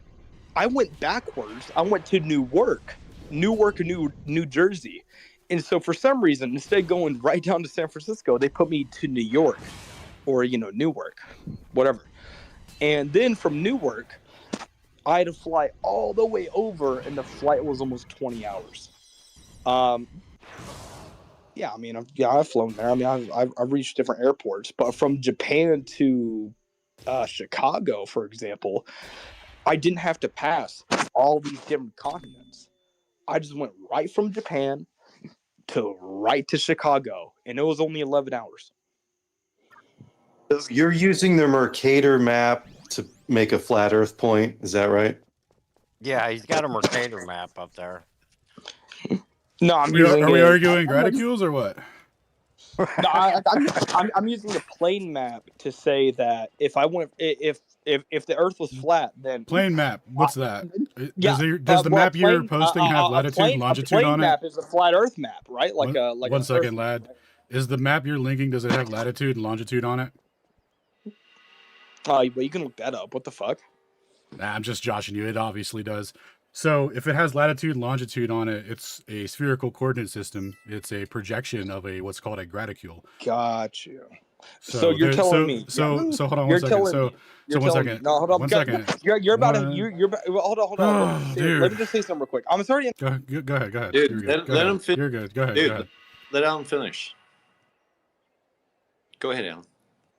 Yeah, the maps are projections, so they're not they're not all different. They don't show different things. Like a Mercator and a AE projection, they're all the same thing, right? It's just they all do different features. So like for example, on a Mercator, you can draw straight lines on it. On an AE map, you draw curved lines on it. You don't draw a straight line on it. And a curved line in the north is the same distance as a curved line in the south, but it looks a lot bigger because of the projection. So they all represent the exact same thing. I understand I understand that. What I'm saying is, how is it that I can travel from Japan to California in only 6 hours, right? Because that makes sense on the globe. Why doesn't you can't it make do that sense? in 6 hours? Why doesn't it make sense? Literally, I flew. Okay, so from Nashville, believe you. all the way to Tokyo. We believe you, man. 6 hours. Newark, 6 hours. We got it, man. I have such a problem with that fucking word. Newark. 6 hours. Newark, New Jersey. Dude, so we Newark, get it, man. New Jersey. 6 hours. It took me 20 hours. It took me 20 hours to go from Newark, New Jersey, all the way to Japan. But from Japan, 6 hours. All the way to the eastern side of America, it only took me 11 hours. Okay, so why isn't that possible on flat Earth? That only makes sense on the globe. Why is that? Articulate why is that? Well, I'll tell you why is that. Because if it was completely flat, then that means that it would not take me 11 hours. Why? I'm telling you, fucking No, retard. you're not. Shut you up. just keep saying the same thing over and over. Oh my god, dude! You want to actually listen and learn, or you want to keep on? Let him finish conspiracy. Let him finish. Listen and learn. I'm a globie. I'm sorry. Listen and learn. Is it because of the rotation? Go ahead and finish No, your. because like we learned in 4th grade, on a globe, Japan is close to Hawaii, right? I mean, closer to Hawaii. And so from Japan all the way to the eastern side of America, it takes a lot less longer than Newark, New Jersey. Bro, are you talking about the western side of America?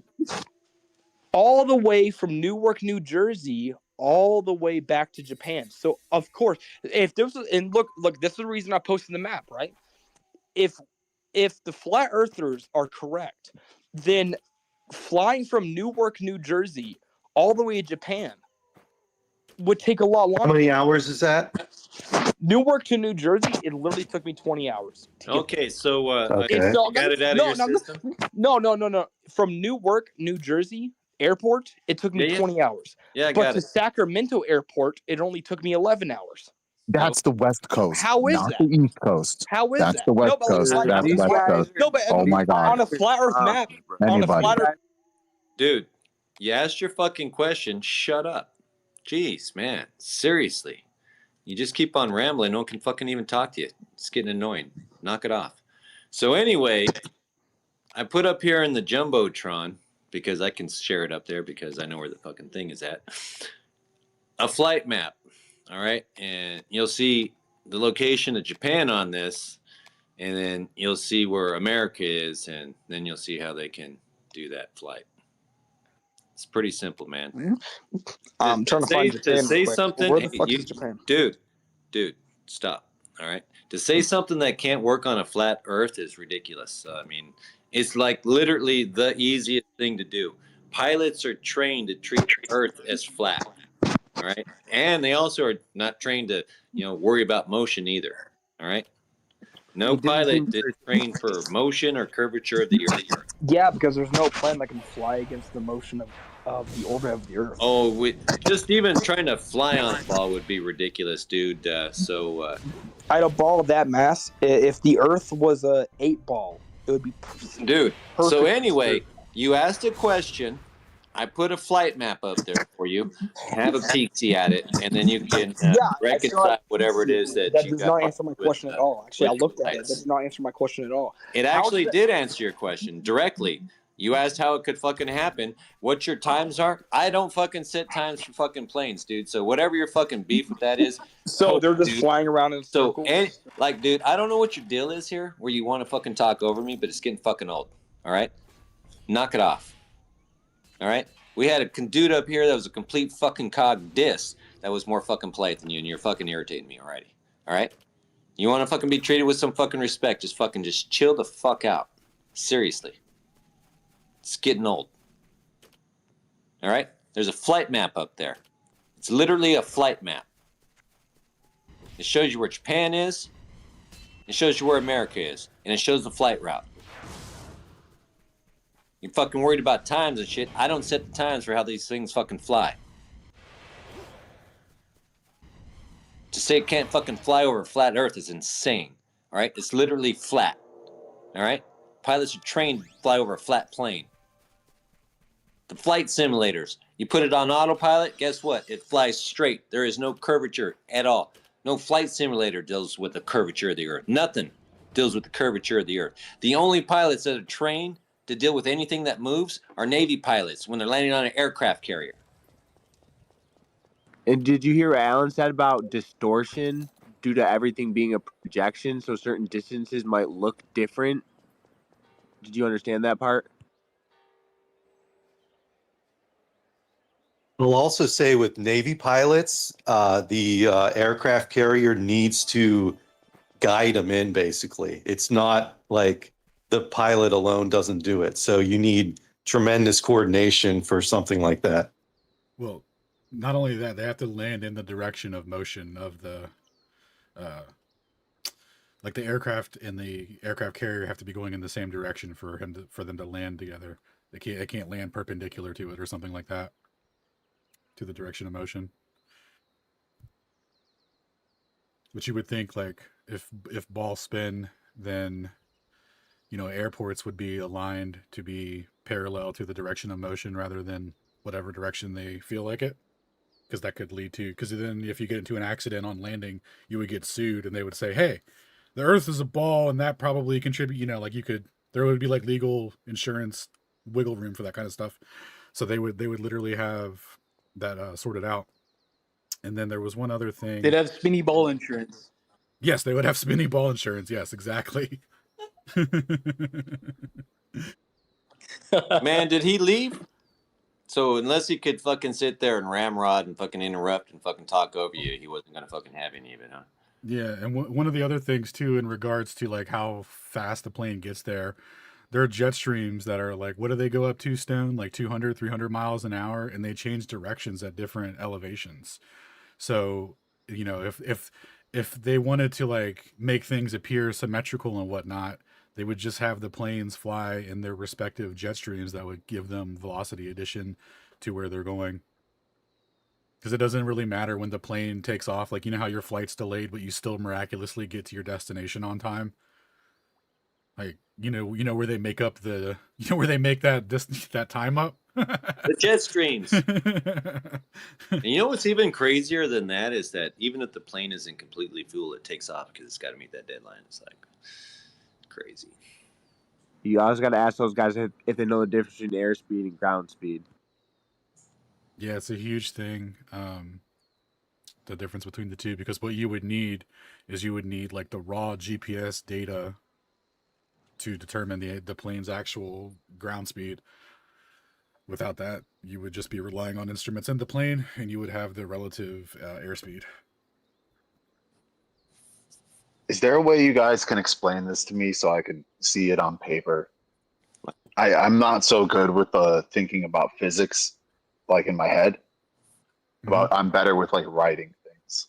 So is there like something we could do there? What exactly do you want to see on paper? Well, I can try to draw a map. I don't know how accurate it's going to be. Well, the thing is this guy's saying the distances of the maps of the flat Earth isn't working based on flight times on the globe. But what I we're get that, saying but is, he didn't know east from west coast, so I kind of disregarded what he was saying. Yeah, but you asked the question the about most physics, recent post up top. Yeah, I just put a map. That's your flat Earth map. Yeah. Actually, hey, Brian, get everybody to take a second look at that post, because I just posted a reply to that with a higher resolution version of the same map, so you can see better detail. Enjoy. You got that HD Gleason's, my boy? Dude, yours looks blurry. Oh, no, man. The detail is actually higher than what you put up. Man, I want to vote on this. I mean, it's the same. Like, zoom into Seattle and look at how clear it is. Let me see if it looks better on my iPad.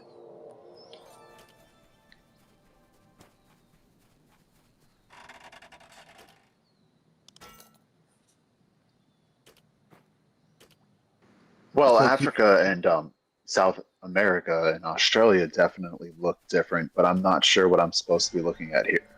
Oh, it's just that they're totally different pixel counts. The one that he posted is 1600 by 1086, and mine is 2048 by 1374. Well, and I was just pointing out how there is a difference between the Mercator and the AE flat Earth map. So if you're saying you're like a newbie to this, I'm just kind of bringing you up to speed on it. And earlier I mentioned how there's 8 different things that the flat Earth map actually proves that the globe, like a physical globe, does not explain. I won't go into all of it, but the flat Earth map can actually explain how days work, how seasons work, how eclipses work, and on. But that was what I was getting at. That is the flat Earth map if you haven't seen it. That's what frustrates me about the whole thing is like, oh, we don't have a map and they do. It's like, I don't know. It's just a blind appeal to authority what it comes to be. Like, the guy didn't know that it's projections, you know? It's just, it doesn't work because of flight time is usually what you'll get. He said, yeah, I hear you. I understood everything you said, but it doesn't work. Like, oh, well, you didn't understand what I said then. Unlucky.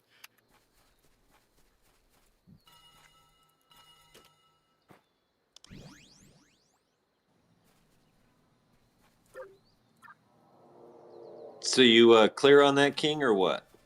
I'm still on the globe here. I'm not sure. You're still on the globe, huh? You're not sure? Yeah, what we're supposed to be looking at on this picture. I'm looking at it though. Well, it's cool. It's cool and all. I mean, that's a flight map. So I mean, how planes flying around and such. So what makes you convinced you're living on a spinny, wobbly, orbity? Well, he said he looked straight up, and he knows all about it now. You look straight up, and what? Also, in school, they'd teach me these things, and I would approach all the things that they taught me in Tell school me with a one thing skeptical you eye. learned in school that there was. like, how, I'm sorry. What? How anything in school like confirms you live on a ball? Because like I honestly thinking back, they didn't really like second grade. They had to stand down the hallway with the planets at certain like they didn't really teach us crap. So like what in particular? I would look at. I just had a flashback. Thanks for that, V. I would look at. I mean, literally all nothing. the They taught us 9.8 meters per second squared in physics with parabolas and vectors. But like, I mean, until you get to like physics 2, like, and even that, I mean, I don't know. It's like, what about what you learned in school? Yeah, give us something empirical and that's exclusive to the globe. It has motion of the Earth ever been measured, has curvature of the Earth ever been measured. This is a lot of questions. I was trying to answer like a minute and a half ago. Do you want me to answer it or? We're waiting for something exclusive, like specific to the globe only and solely. Well, the gentleman asked me what I learned in school. I was just answering that. If you want a different question answered, I got you. What is it? No, that one's good. All right. Yeah. So I look at all of the information coming towards me with a very skeptical eye, and I didn't see any holes in this whole Earth is round, spherical kind of idea. What did they teach you in school, though? Hold on a conspiracy. Go ahead. Earth science. See, here's the thing, man. We all got taught that. What the hell is Earth science? We all got taught that stuff. We all were taught that the Earth is a globe. Still have a book. I still have an Earth science book. Do you know? We all were taught the same thing, right? I think he means geophysics. But the question, King, was actually, what did they teach you in school that proved to you that we live on a ball? Yeah, the whole curriculum, I guess, would be one thing in the Earth science book. You went into the classroom and the guy spent 40 minutes talking about something in that class that day. What was it? No, it wasn't one day. It was literally the whole curriculum. I've not seen anything contrary to it until I got onto the internet much later in my life. But the thing is my point is not mentioned, though. My point is it's completely neglected. Never in school are they telling you, oh, the Earth's a ball every day. Hey, guys, today we're going to go out and measure the curvature. We're going to go look and see. You mean like teach we're going to teach the controversy or something? Well, no, my point is that they don't actually teach you anything in school about the ball.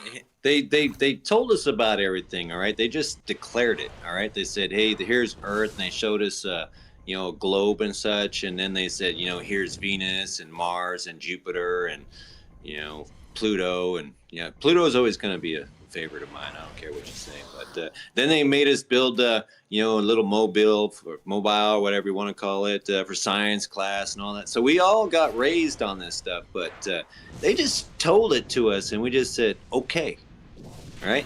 It isn't. They said, hey, you know what? The Earth actually occurs at 8 inches per mile squared, so let's go check out some of this stuff. They never told us any of that. Bro, they actually told you what were you flat. Time out, bro. They told you it's not flat. The only thing they told me is Christopher Columbus sailed around the world, so it can't be flat. And they told me some Greek guy put sticks in the ground, so it can't be flat.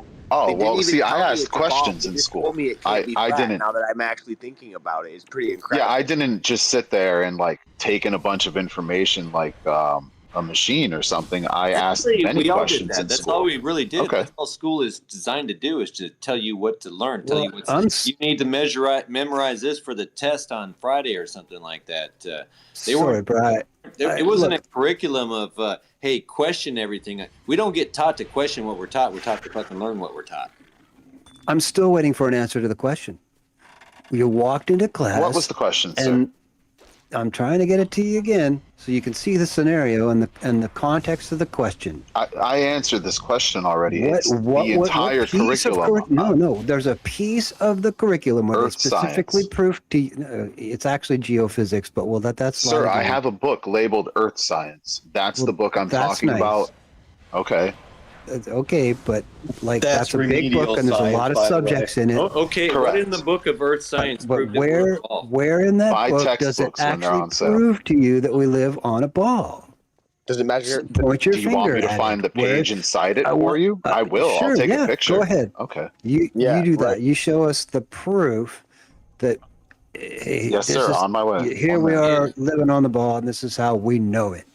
And again, that's going to be basically just handing you, say, this is what it is, and you're going to read it and say, this is what it is, but it's really not saying how we're proving what it is. You understand the difference in that? They're telling us what it is instead of, proving what it is.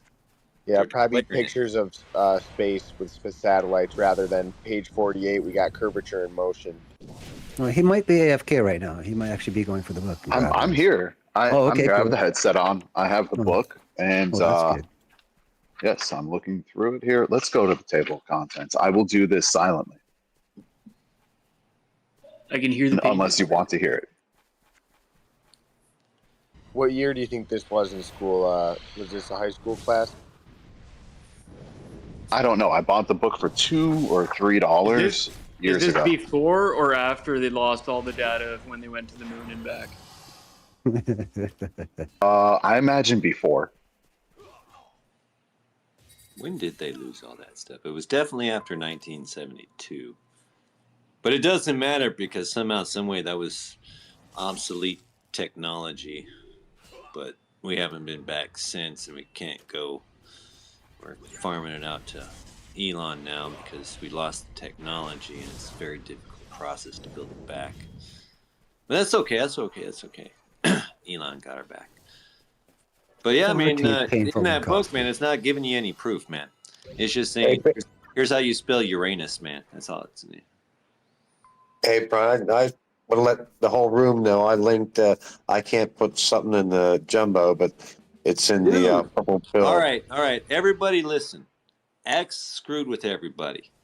All you got to do is hit that share button, and down at the bottom where it says copy link and such, just scroll all over to the right. All right? And then it'll show my I don't have that feature. You should have that feature, man. Look, I clicked on it. I see share, copy. Then I got WhatsApp, Instagram, Telegram, Snapchat. You got to scroll over to the right. You got to scroll the pop up all the way to the end. The last one I got is Pinterest, and I got Reddit, Discord, and Threads. I got shit. I think you're looking at the wrong thing. Do you see where it says copy link? Yeah, you got the share button, share via, then it follows by copy link, and then it shows all your other apps you can share it to.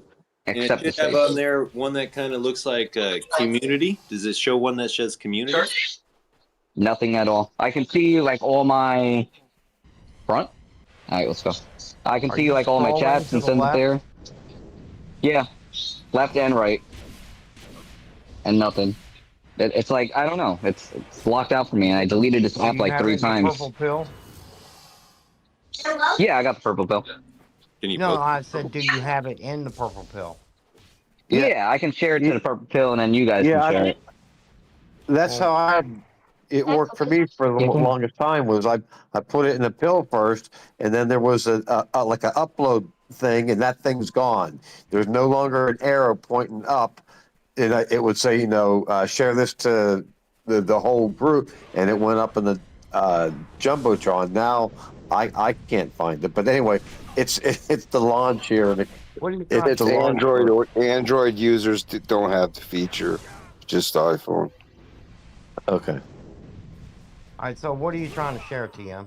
Well, I used to be able to share like all my. I'm not trying to share anything now, but just in general, I can't share anything. So I usually tag you and Brian and stuff now, and you guys bring it up there.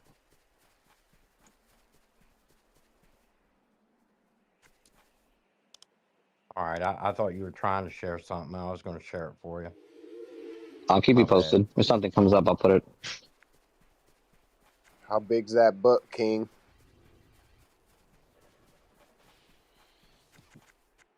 taking a while.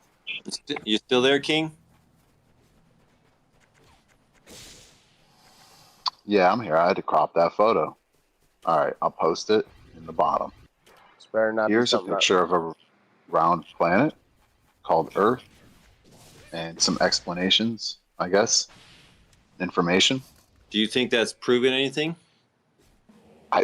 You asked me, or someone asked me for the picture. I got you. This is where, so stuff like this, I would see stuff like this, and I didn't see anything else or hear anything else that countered these pictures. I get you. I get you. Hey, man, I didn't even know this was a conversation until a few years ago. So, they showed me a picture of a ball too, and I just believed that shit too.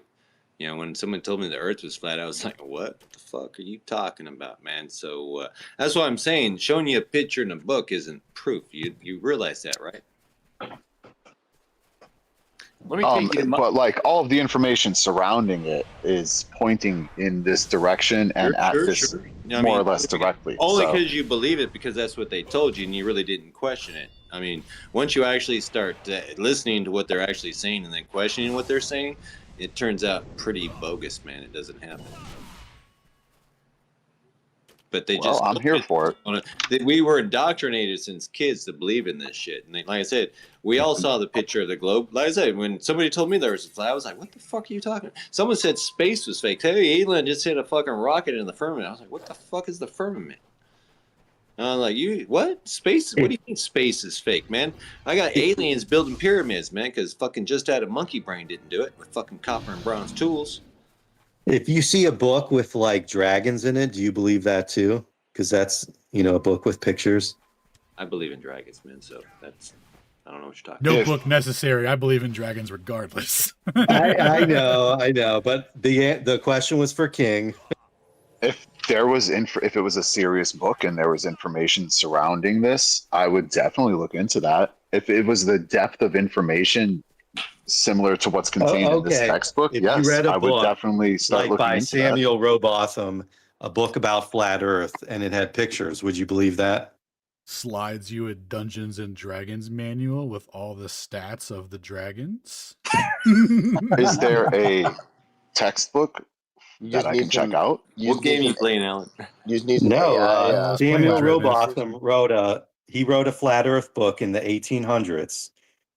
It's called Zetetic Philosophy, so you should check it out. It's a book, so there you go.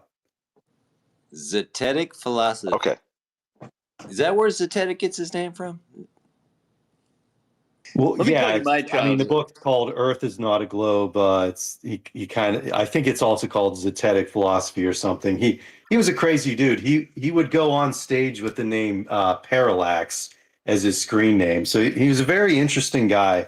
I would say not all of his like geometry or trigonometry is maybe true, but yeah, he was writing flat Earth books in the fucking 1800s. So there you go. Those are your textbooks.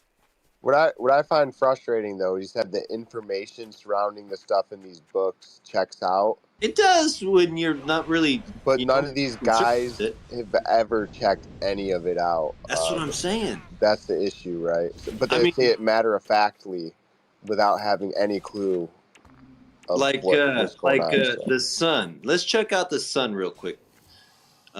They say this thing is made out of helium and hydrogen in a vacuum 93 million miles away, and somehow imploded on itself somehow, some way, and turned into some fission crap that, lights up the freaking sky. Do you believe that? Me? Yeah. The sun? Yeah. Did you hear what I said? Yes. About the fission. Lighting up the sky? You think a bunch of gas that's separated would clump into a ball inside of a vacuum? Yes. Have you ever seen that happen ever in your life? Other than the fact that they told you the sun is doing it? We have proof of it once again in the sky. In the night sky, you can look up and see these stars. Yes. I would take you to task on that. Where are we at with that, please? How about the The spectrographic department. Are you up to date on that end of what it says in your book? To what depth? What are we looking for here? That the sun has a certain spectrographic signature, that certain frequencies are coming at us with more intensity than other frequencies across the EM spectrum, right? That it's not just correct, one and we can look through a what is it, like a graded slit or something, and or get the bands. Yeah, and get the cool little spectrograph. optical apparatus across a rainbow, right, across the spectrum, and certain little slices appear in the strip, right, and it tells you that's the spectrographic signature for the sun, right? That's the light coming from it. These frequencies are coming at us more, and those ones less, and it produces a curve across the scale, right? Yes, I believe is the. So it's got a specific spectrographic signature. But did anybody manage to get across to you that it is unlike the signature of anything else in the sky? That there isn't another one anywhere in the sky with the same spectral signature? Yeah, wouldn't that make sense that it has like a unique? Really? Why would that make sense? If the sun happened here, is this a unique thing in the entire universe? This is the only one? It may be locally unique. No, right? That's not what I mean. No? No. Well, I mean, we don't see any Earth-like planets out there anywhere. I'm not talking about planets, bro. I'm not talking about planets. I understand. So I would imagine with stars being less than planets, from what we can observe, we have one star and a bunch of planets, dude. I don't know why we have one star. About planets.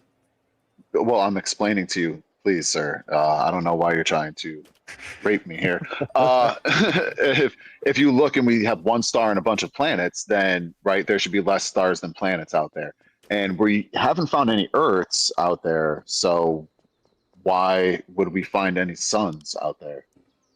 You're kidding Every me, right? star in the sky is a sun. We actually have the smallest star of all the other stars.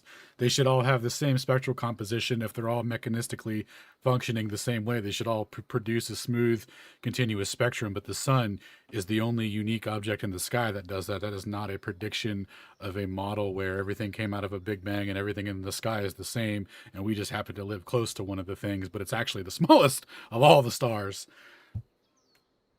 Wait, I'm just big enough. So what was that? It's just big enough, and we're just. If there's too much sarcasm, I'm writing this stuff down, guys. No, you're good. You're good. I love to repeat that because I love that, Alan. But let me slow it down. He's saying, in a Big Bang, there should be billions and billions of stars / suns, but actually our sun, which is the smallest, is actually the only thing that does what it does.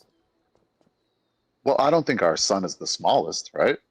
No, not by far. It's literally the smallest star of all the stars in the sky. No, that can't. No, I don't think that. I mean, dude, why would you say that? Is that why would you say that? Because that's what the mainstream claim is. I've never heard that before in my life. Every star that the sun that is the see smallest in the sky is like infinitely bigger than what the sun is. No, I've never heard that in my life. Yeah. This is the first time. Oh yeah, dude. But that's even besides Can you point me towards that? Our sun is the only. Our sun doesn't twinkle, so it's besides the point. Our sun is unique to any other star, so there's multiple layers to this. Do you understand that? Well, the sun stars twinkle because of the atmospheric interference, I thought. Well, doesn't the sun go through our atmosphere too? Well, I believe the sun is a lot closer, and I do believe they say that there is atmospheric interference. That's why they use satellites to get better images of the sun. 93 million miles. That's according to the globe model. That's close. When you're talking about a star and a planet, sure. Well, that's not really the issue. It's just the atmosphere. So you have 93 million miles of atmosphere, yet you don't see a twinkle to the sun at all. This is there's no off atmosphere topic, guys. in space. I don't think you would identify the vacuum of space as an atmosphere. Yeah. Well, another glober vacuum wouldn't did. have. So. You're right there. Think about that. The vacuum of space wouldn't have an atmosphere. Think about that. Correct, because atmosphere implies that it's around, the globe, like model, a sphere, the atmosphere, right? Atmosphere. So that's selling it for you, the naming rights? Well, I mean, like it's implied in the name that it would be around a globular kind of call this a figure. hemisphere? They call this a hemisphere. You know that? Because yes, it's half of the globe. Half of a globe, half of a sphere, right? So if we had a flat plane with a dome above us, a solid container, what would that look like? A flat plane. I'm drawing it. A flat plane with a hemisphere above it. With a dome, like a bowl, or a dome over it. A dome. What would that covering it? What would that look like? Well, that's what it would look like. It would look like an upside down bowl on a table, right? Is that what we're talking about? Would it look like a half a sphere? A hemisphere, yes. So there's where you're getting your hemisphere from. Well, I mean, where's the rest of the sphere? Now that's the sleight of hand, isn't it? Well, I mean, for it to be a hemisphere, it would have to be half of a sphere. But here in this scenario, we only have what would a flat plane, this odd shape. What would a flat plane with a dome over it look like? Yo, slight correction. It would look like. Sorry, go ahead. I got a slight correction before we move on. What's your correction? It would look like a bowl flipped over on a table. It was to my sun argument. They say that the sun is a medium-sized star, and there's round dwarfs or whatever that are smaller, stuff like that. But regarding the spectral signature that the sun produces when they do spectroscopy, it produces a continuous spectrum. Everything else in the sky does not produce a continuous spectrum, but they're said to all mechanistically be the same thing. A ball of gas experiencing nuclear fission or whatever it is. So they should all produce the same spectral lines, but they don't. So the sun is unique in that sense. And so he was asking you about the uniqueness of the sun versus what they say everything else is in the sky. Because they're just saying that, what you're seeing is bigger suns, but they're just further away. So they should have the same spectral reading. Well, isn't that based on their composition? Right, but that composition that they're putting out should be a continuous spectrum. If the actions that they say are describing the sun, no matter what composition, what the composition is, how it's outputting it, has to be also a continuous spectrum, because they're saying that that's the only way that the sun is able to do the continuous spectrum. So how does nothing else in the sky have a continuous spectrum? I mean, I don't know that the to be the case there. I've not checked everything in the sky or even the sun for that matter. Well, I've only done the experiment in class. How is the composition anything other than hydrogen? What are you talking about with the composition? Hey, King, I think it's down there in the purple pill. I'll see if I can't find it and put it in the jumbo. Ghost friend tagged you in a post of a star that he was filming. It's supposed to be 40 trillion miles away. I'm going to put it up here in the jumbo, man. This is what stars look like and such. They're not what they've told you, man. Yeah, and can you explain a composition beyond hydrogen for a star? Yeah, that's what it should look like from the Earth. A star from the Earth through a telescope should look like that, yes. It should look like hydrogen. So I'm sorry, like that video.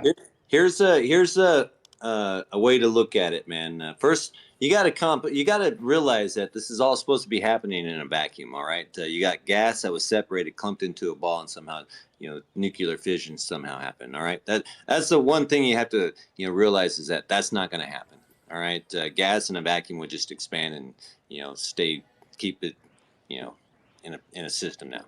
It wouldn't just clump up together. All right, it wouldn't happen. You can't do any demonstration that'll ever show that happen. You put gas in any type of vacuum, it's not going to clump into a ball. It's never going to happen. All right. Have you ever heard of a star in a jar? No, star in a jar. What is that? I've heard of like the vacuum force, the negative force, though. The when you put two flat objects next to each other, they just gravitate towards one another. It's like sonoluminescence, man. Yeah. Oh, like sound making light. Yeah. Like if you ever looked inside of your pool, or you ever been around a pool or anything like that, and then look at the bottom, you see these things. They look like stars. Yeah, because you're looking. Yeah, it's the light refracting, right? Yeah, but if you look at that through the water, that's what stars. That looks exactly like stars. And if you check out, because when if you look up, if you go up to YouTube or whatever, I guess I can go find it and link it in there. But star in a jar, it's pretty cool, man. I say, you ain't gonna get gas inside of a vacuum to turn into a ball and light on fire. It's just not gonna happen. Well, aren't like fluorescent bulbs similar? Well, you see, they kind of have a glass container. Yeah, they got a container, man, and they're not, right? They're not in a vacuum either. Yeah, but it's a pressurized system that's being like ionized or something, right? And just that particular gas was isolated and forced into that container first? Yes, because it's on a small scale. Gravity on this scale is what are you even trying weaker to than the other forces. So methane. You methane could gas, think of when it as it's being supposed- weaker, I guess. So why does methane rise when it's released from underneath our feet, inside the ground? What physiological buoyancy? sense would it make for it to just stop? Like, it doesn't. It continually rises. I'm sorry, stop where? When it rises and then Well, stops? he said buoyancy, so we could go from there. Okay. I'm ready. Look, I'm writing things down. I have spectrographic signature. I have days, seasons, eclipses written down. So what do you think buoyancy is? Like, define buoyancy. Buoyancy is what happens in a gravitational system when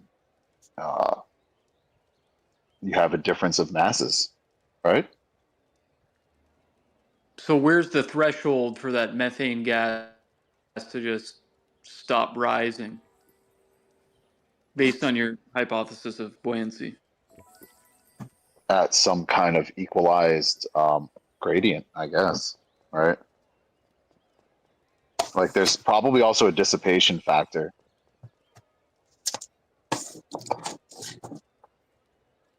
This is retarded.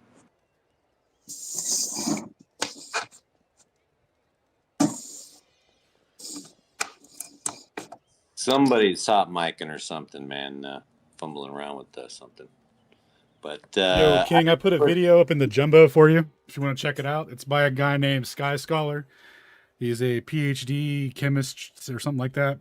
Anyway, he put out an analysis on how they say, the stars function based on their spectroscopy readings and all that. And he points out all the contradictions, all the assumptions they make, and breaks it down really well, starting from the very basics of gas needing a container so that kinetic gas theory can even be applied, where you can have pressure. So he breaks down like the very fundamentals, because he has a different theory on how the stars function. He thinks they're metallic hydrogen. So he goes into dismantling the mainstream narrative of what they currently assert and how it's super flawed, so that he can, give you room to check out his theory, because otherwise why would you check out his thing if you believe how correct the mainstream is? So anyway, if you want to see some contrast from that guy, it's a really awesome video. He breaks it down pretty good. I highly recommend.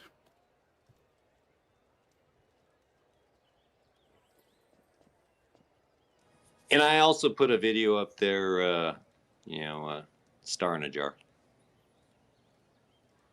Sonoluminescence. Pretty cool, man. So, King, you mentioned, gravity and buoyancy. So, what direction would you say gravity goes? Gravity is based on mass, I believe, right? Well, give me a direction. Based on mass is not a direction. Mass, Like up, down, left, right, BA, select, start. Which direction? Well, wherever the most mass is going to have the larger gravitational effect. Okay, then why It's kind don't of like things if we were fall all. into the sun? Hold on, why don't things fall into the sun? It's kind of like if we were all pulling on a rope that was Right. tied to itself, like a big circle of a rope, and like the Okay. strongest guy was pulling us all one way. All right, so it's like something Globers like that. can never hold on. Globers can never give a straight answer. So gravity has a downward force.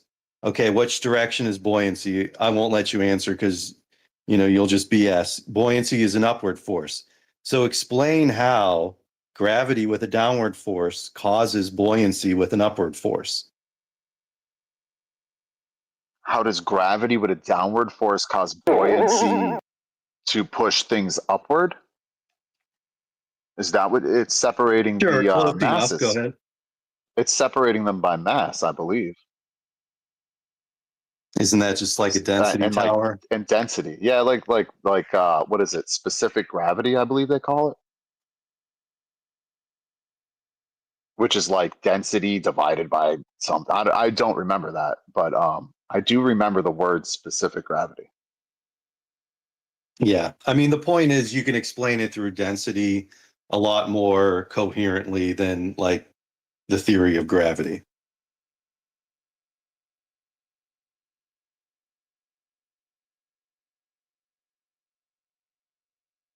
I'm here for it. I am here for it. I don't even think I'm hearing a lot of pushback though. You said the sun's like a fluorescent bulb. I don't know, I could say like the sun's like a rock. Well, in his example, he put it in a pressurized system, so. I didn't even get what he was saying. He's trying to to defend their model with just nonsense. I'm going with what I have. I didn't hide that I was where was your brain at? Where was your brain at when you said the sun is like a fluorescent bulb? Are you talking about how it has gases inside of it? I said similarly. I believe we were talking about how is this stuff creating light in a vacuum or something like that. I'm not sure what the question even was, but the question was, how can gas that's spread apart clump into a ball, ignite on fire, and create fission, and then have light travel through a vacuum and light us up, and then not even light up the space in between the Earth and the sun. And don't forget there are layers. There's fission and fusion going on up there. Yeah. Well, it does light up. Oh. Well, so do you see how bringing up a fluorescent light bulb might be a big apples to orange kind of comparison? Yeah, sure, it lights up. So does the night lights. A rock is matter and the sun's matter. So I could bring up a rock and be like, yeah, a rock has matter. But that point doesn't really do justice to the question that Brian's asking you. How does these gases clump together inside of a vacuum and do this nuclear fission process? Well, okay, we'll give you the dust and the, but do you know what quantum tunneling? Time out, bro. I give nothing. Do you know what quantum tunneling is? Quantum tunneling, the process takes, I forget the time, but some ridiculous amount of time for these molecules to get to the outside of the sun. I'll have to. A million years. It takes a million years for a photon to get from the center of the sun to the surface. A million years because somebody timed that shit. But isn't that like a statistic, just brought about for a headline? All this stuff seems to be. I mean, has any of this stuff? Have you confirmed any of it? Is the main question I like to ask people, and usually always the case is no. So that's kind of where. Have I timed a photon in the core of the sun to its surface? No. How would they even be able to do that, man? Do you know what the diameter? That's why I think it's it's an implied. Do you know what the circumference of the sun is, man? No, I don't. I do not know. They say it's 2.7 million miles, bro. Okay. I just feel like it's intellectually dishonest to bring up fluorescent bulbs unless he had like a good. I don't know. Sometimes people's brains they don't know what to do because they're in this state of cog-dissonance, But I could bring up Christmas lights, but it's like, okay, why? Well, look, you're asking like 7 questions in a row, and I'm trying to Brian answer them. asked But a simple question, yes, well, one at a time, then, please, sir. I'm ready for it. Okay, let me ask you a good one here, King. Do you believe we landed on the moon and came back to planet Earth? Yes, I do.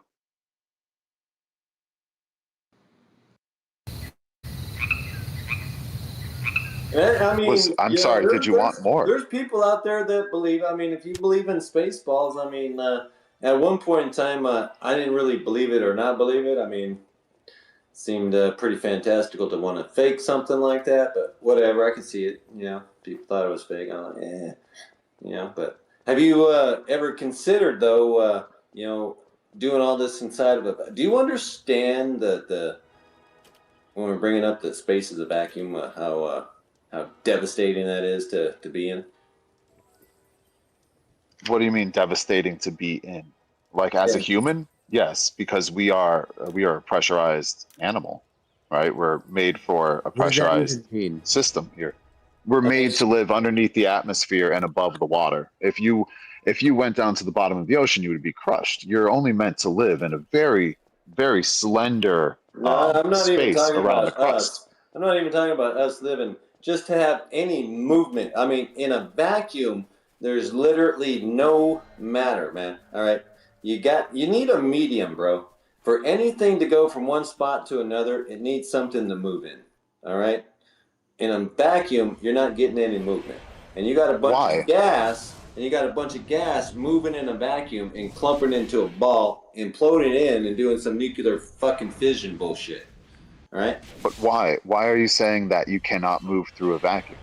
Because you got no medium. We could show that. There is no. But we could take the. But we could create a vacuum and jingle around some change inside of there, and it travels. You cannot create a vacuum. There's no such thing as a vacuum. The best you can do is get a high altitude simulator, man. Nature abhors a vacuum. It's just not going to happen. They don't exist. Well, I mean, they do though. You can suck all the air out of a container. Just because you took a lot of the denser air out of a chamber does not turn that into a vacuum. If it was a vacuum, it would be absence of matter. King, go find a video of a vacuum chamber with propulsion, and we'll go and discuss the same fucking syringe video we do every time. Did you have any idea what was going on between the USA and the Soviet Union around when the space race was going on, and who is potentially intimidated and why they said they went to the moon and back and had technology that nobody else had? All right, lads and ladettes, I'm heading off for the evening. Thank you for coming out to the Friday Community Twitter Space.